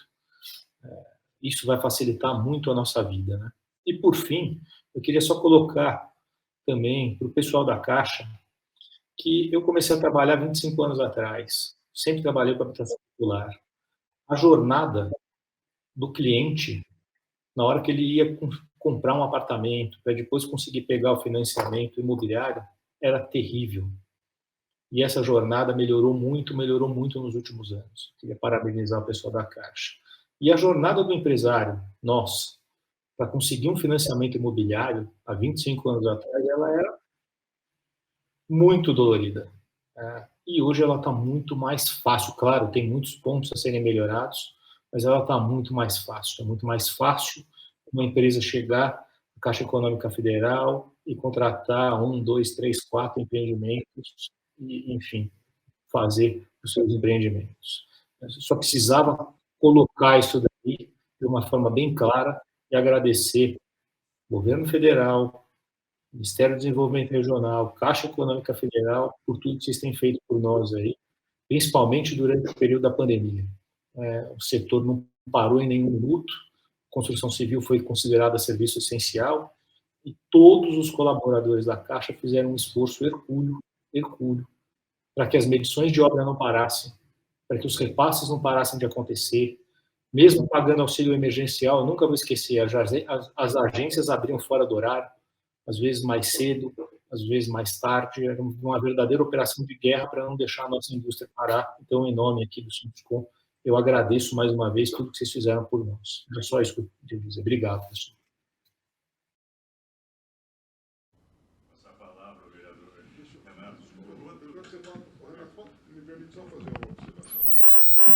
Eu queria só fazer alguns comentários, que muitas vezes a gente... Tá funcionando, né? Tá funcionando? Tá? Às vezes a gente faz alguns pedidos, as coisas acontecem e a gente não fica nem sabendo. Eu estava na Paraíba e tinha um pleito antigo do pessoal que produz com recursos próprios para depois repassar, que tem uma diferença de taxa de volume de subsídio, né, que você pode conceder. E aí ele falou, pô, como é que a gente pode... A ideia é trazer, é incluir as empresas, não excluir. Então, nós falamos com a Caixa o ano passado, era o Alexandre Cordeiro, falou, Alexandre, que forma que a gente pode trazer o pessoal para dentro? Falou, vamos reativar a alocação de recursos. E aí nós colocamos na normativa, que a empresa que produz com recurso próprio, mas passa pelo processo de alocação, ela não tem que passar pelo processo de engenharia, só passar pelo processo de alocação, ela vai levar para o seu comprador uma condição muito melhor. Para minha surpresa, a pergunta, o pessoal falou, jura, quando entra em vigência? Eu falei, cara, agosto do ano passado. Agosto do ano passado.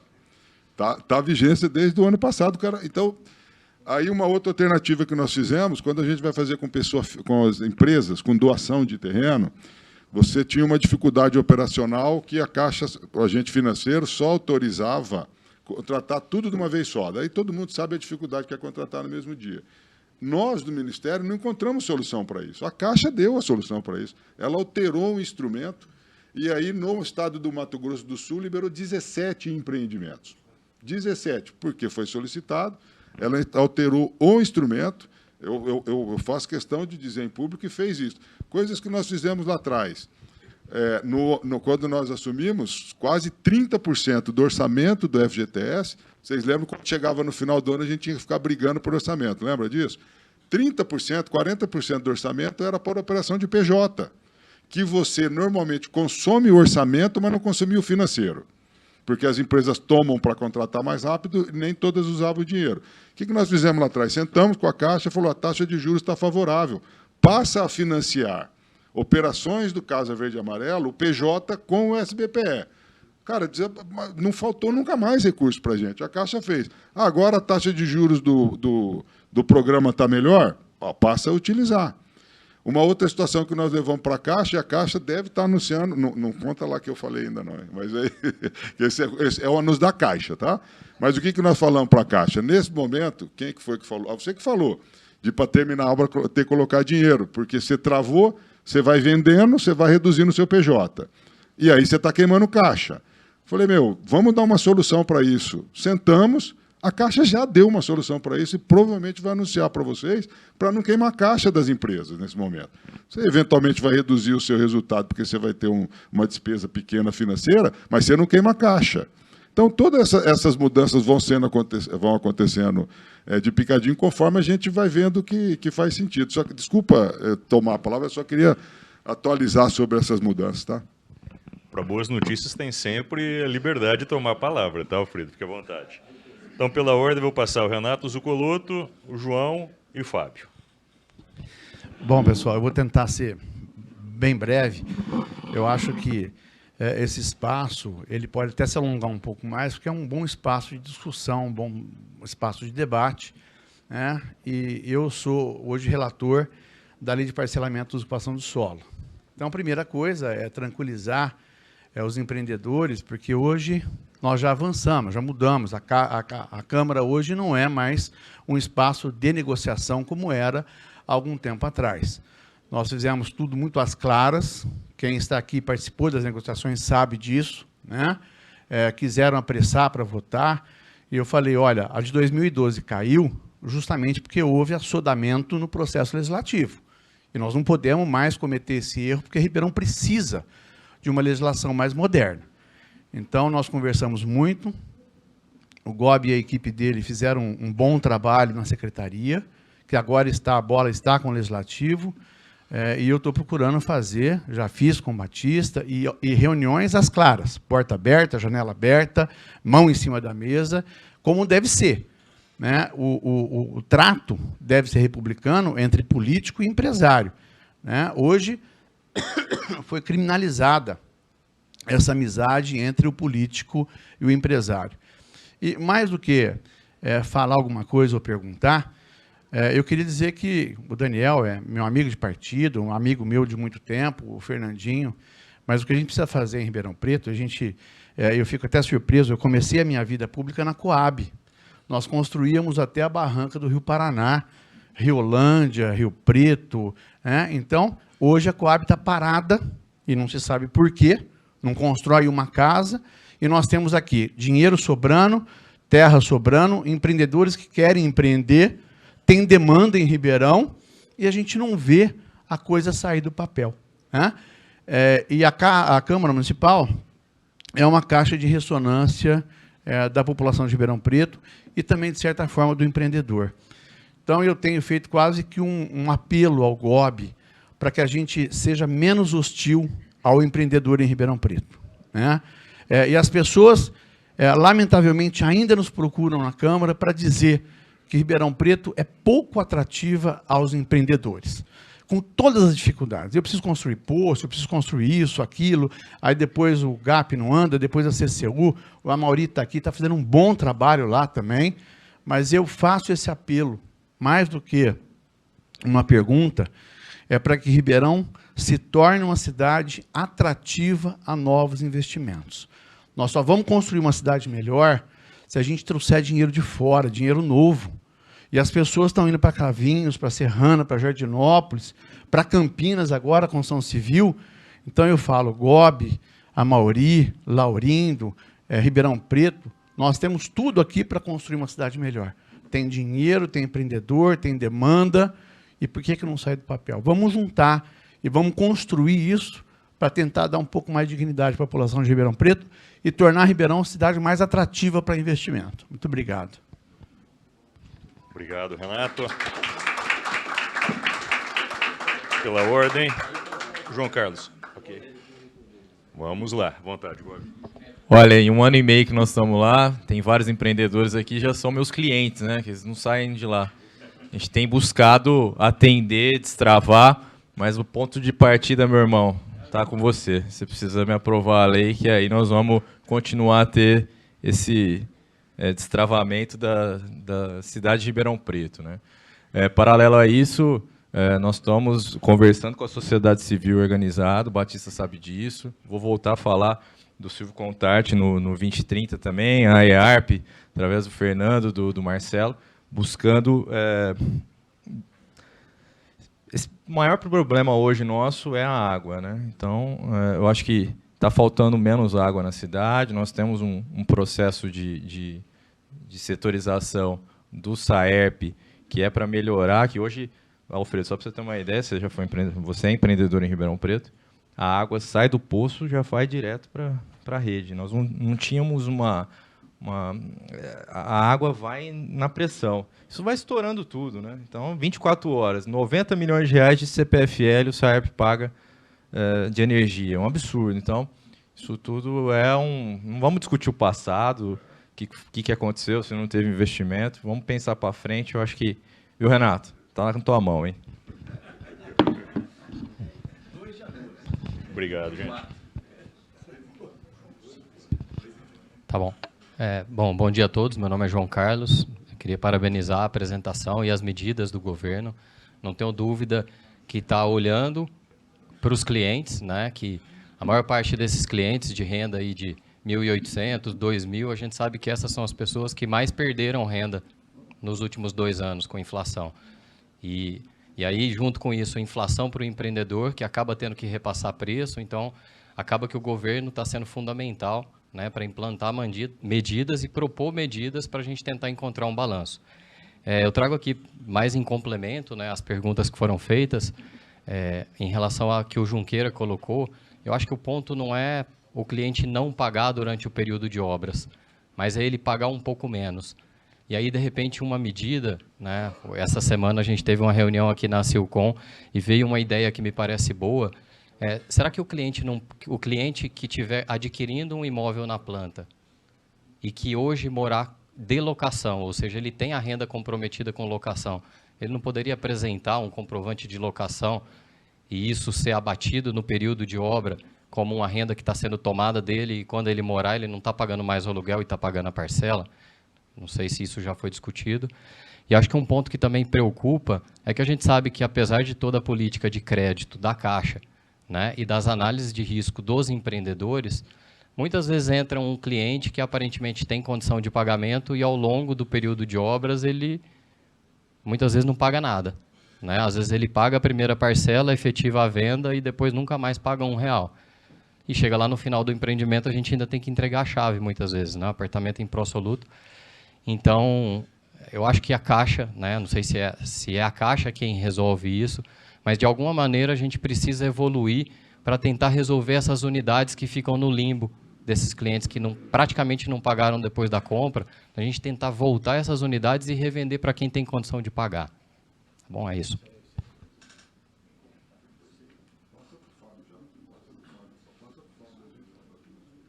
Antes de passar para o Fábio, eu vou só um aviso aqui que alguém vai ter problemas na hora que chegar no estacionamento.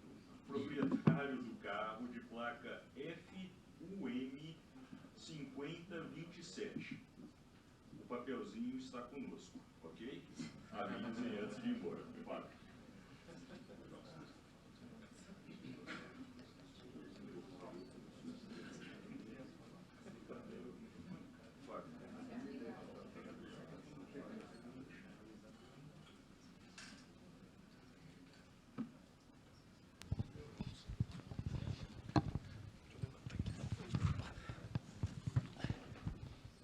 E Alfredo, tudo bom? Prazer te ver aqui. Te agradecer também por todo o trabalho aí, todos os empresários falam, né? A gente vê. Agradecer o Marcelão, o Romeu aí pelo nosso empenho diário lá, tudo que a gente trabalha, né? Conseguir aprovar os empreendimentos. E eu acho que as medidas aí, sem dúvida, elas foram muito boas, né? Já mudou muito o programa, como você falou. E nessa questão do governo do estado e do município, a gente estava tentando iniciar agora, né, uma ação junto com os empresários, a gente até conversar com a Silcom, com o Batista, para tentar juntar os empresários e a gente tentar ter acesso ao Casa Paulista. É bom que o Ronaldo está escutando, ele tem bastante coisa para dividir com a gente. E conversando aqui em Ribeirão, em Sorocaba e São Paulo, tem parecido muito inacessível o Casa Paulista, muito difícil. Os pré-requisitos, a princípio, tem que estar na lei de HIS, para depois pedir o Casa Paulista. Então, a pergunta, no caso do Parcerias, que é municipal, se eu entendi certo, né? Não sei. E aproveitando o Daniel, que está aí, ele poder ajudar a gente. Os pré-requisitos têm que estar na lei de HIS municipal, primeira pergunta, e o limite seria os 4.000 que você comentou, 4.400, né, que mudou, e qual que seria o subsídio no Parcerias. Porque, assim, está parecendo muito difícil no estado de São Paulo, como você já comentou, né, os outros estados estão acontecendo.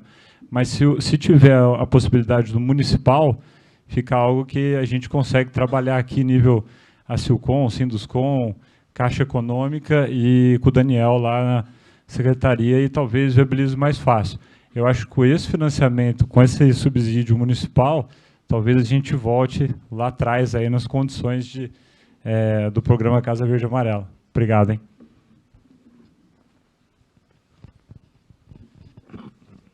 Sobre a primeira parte da pergunta, João, depois a Caixa fala sobre isso aí, que aí é uma questão, conforme eu já disse, financeira. Nós temos uma discussão de um grupo de trabalho, tem grupo de trabalho permanente entre a Secretaria e as áreas técnicas da Caixa. E a gente já começou a discutir já há algum tempo uma hipótese de poder a construtora retomar a casa. Nós já chegamos até a conversar nós já estamos em estágio de conversando com os cartórios, porque como é que nós vamos fazer esse registro, né? Você vendeu o imóvel, daí você tem que transferir de volta, então... Ah, não está... Não? Está ouvindo agora? Não, está. Não? Alô? Alô? Alô? Então, eu falo mais alto. Então, o que eu estava dizendo é que existe um grupo permanente, nós estamos discutindo já há algum tempo uma proposta que vem, inclusive, do mercado, para a gente possibilitar a retomada do imóvel. Então, o que depende de nós, da política, a gente autoriza... Alô? Alô?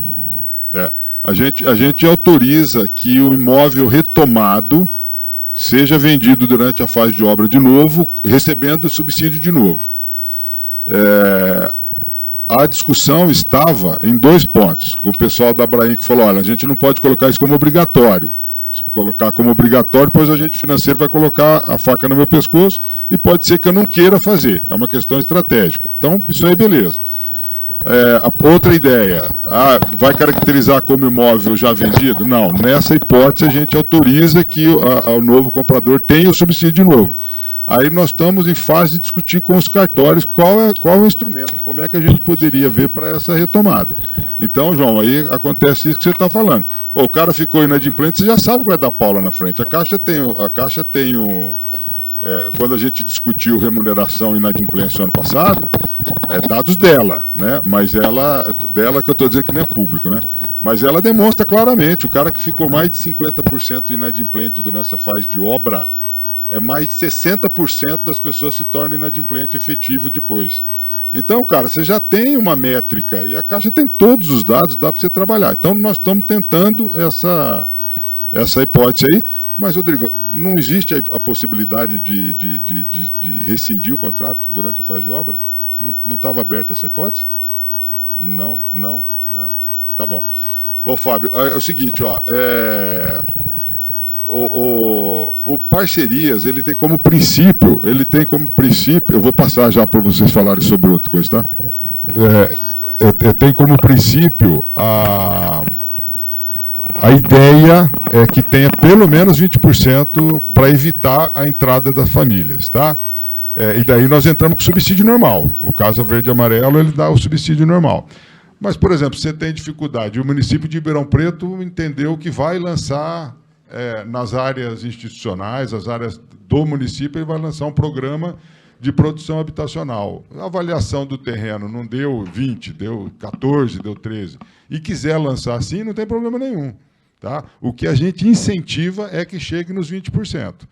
Mas se não tem do governo do Estado e a prefeitura quer fazer, beleza, a gente toca e é simples demais de fazer. O que ele precisa estar na lei? A legislação só precisa estar estabelecido. Qual é o critério de seleção do empreendimento? O que a gente diz para as prefeituras? Se tiver enquadrado no programa habitacional Casa Verde e Amarelo, é o mais simples, para não ficar inventando muito.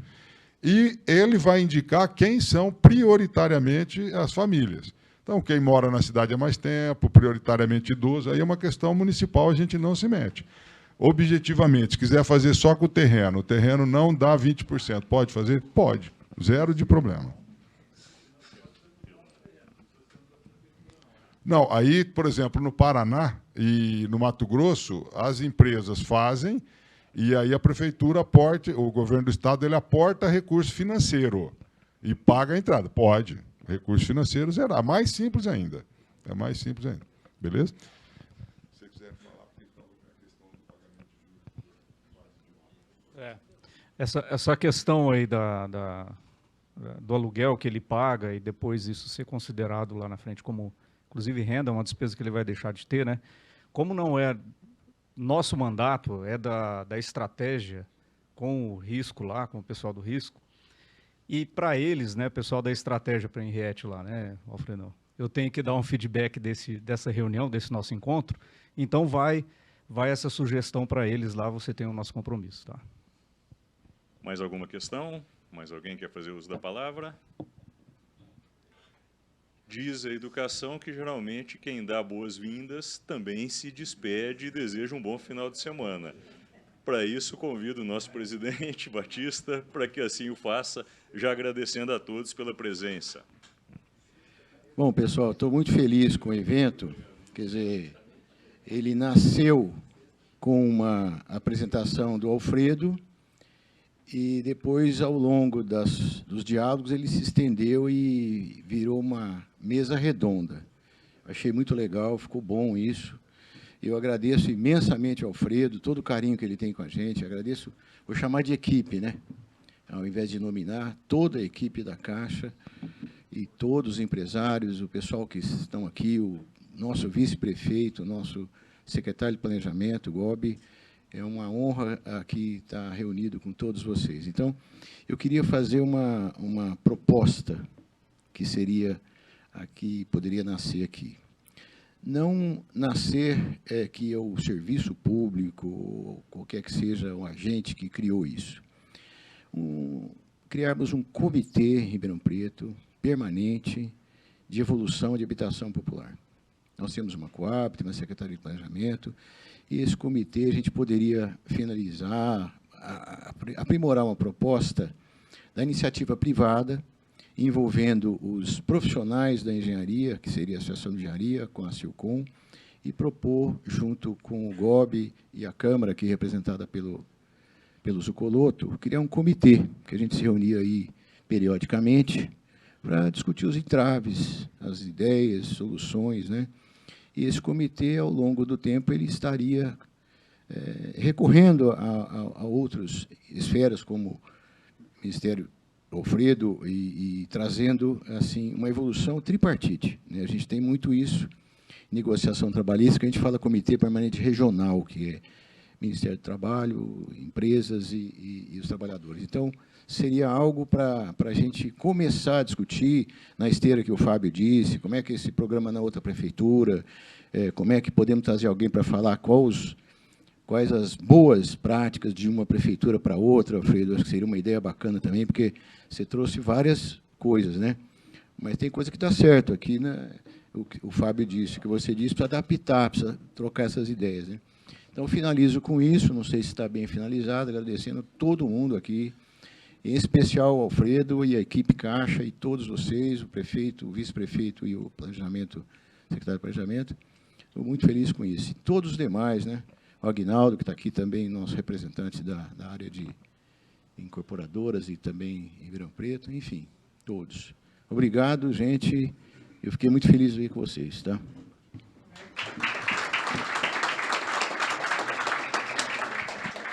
Bom final de semana a todos. Bom retorno.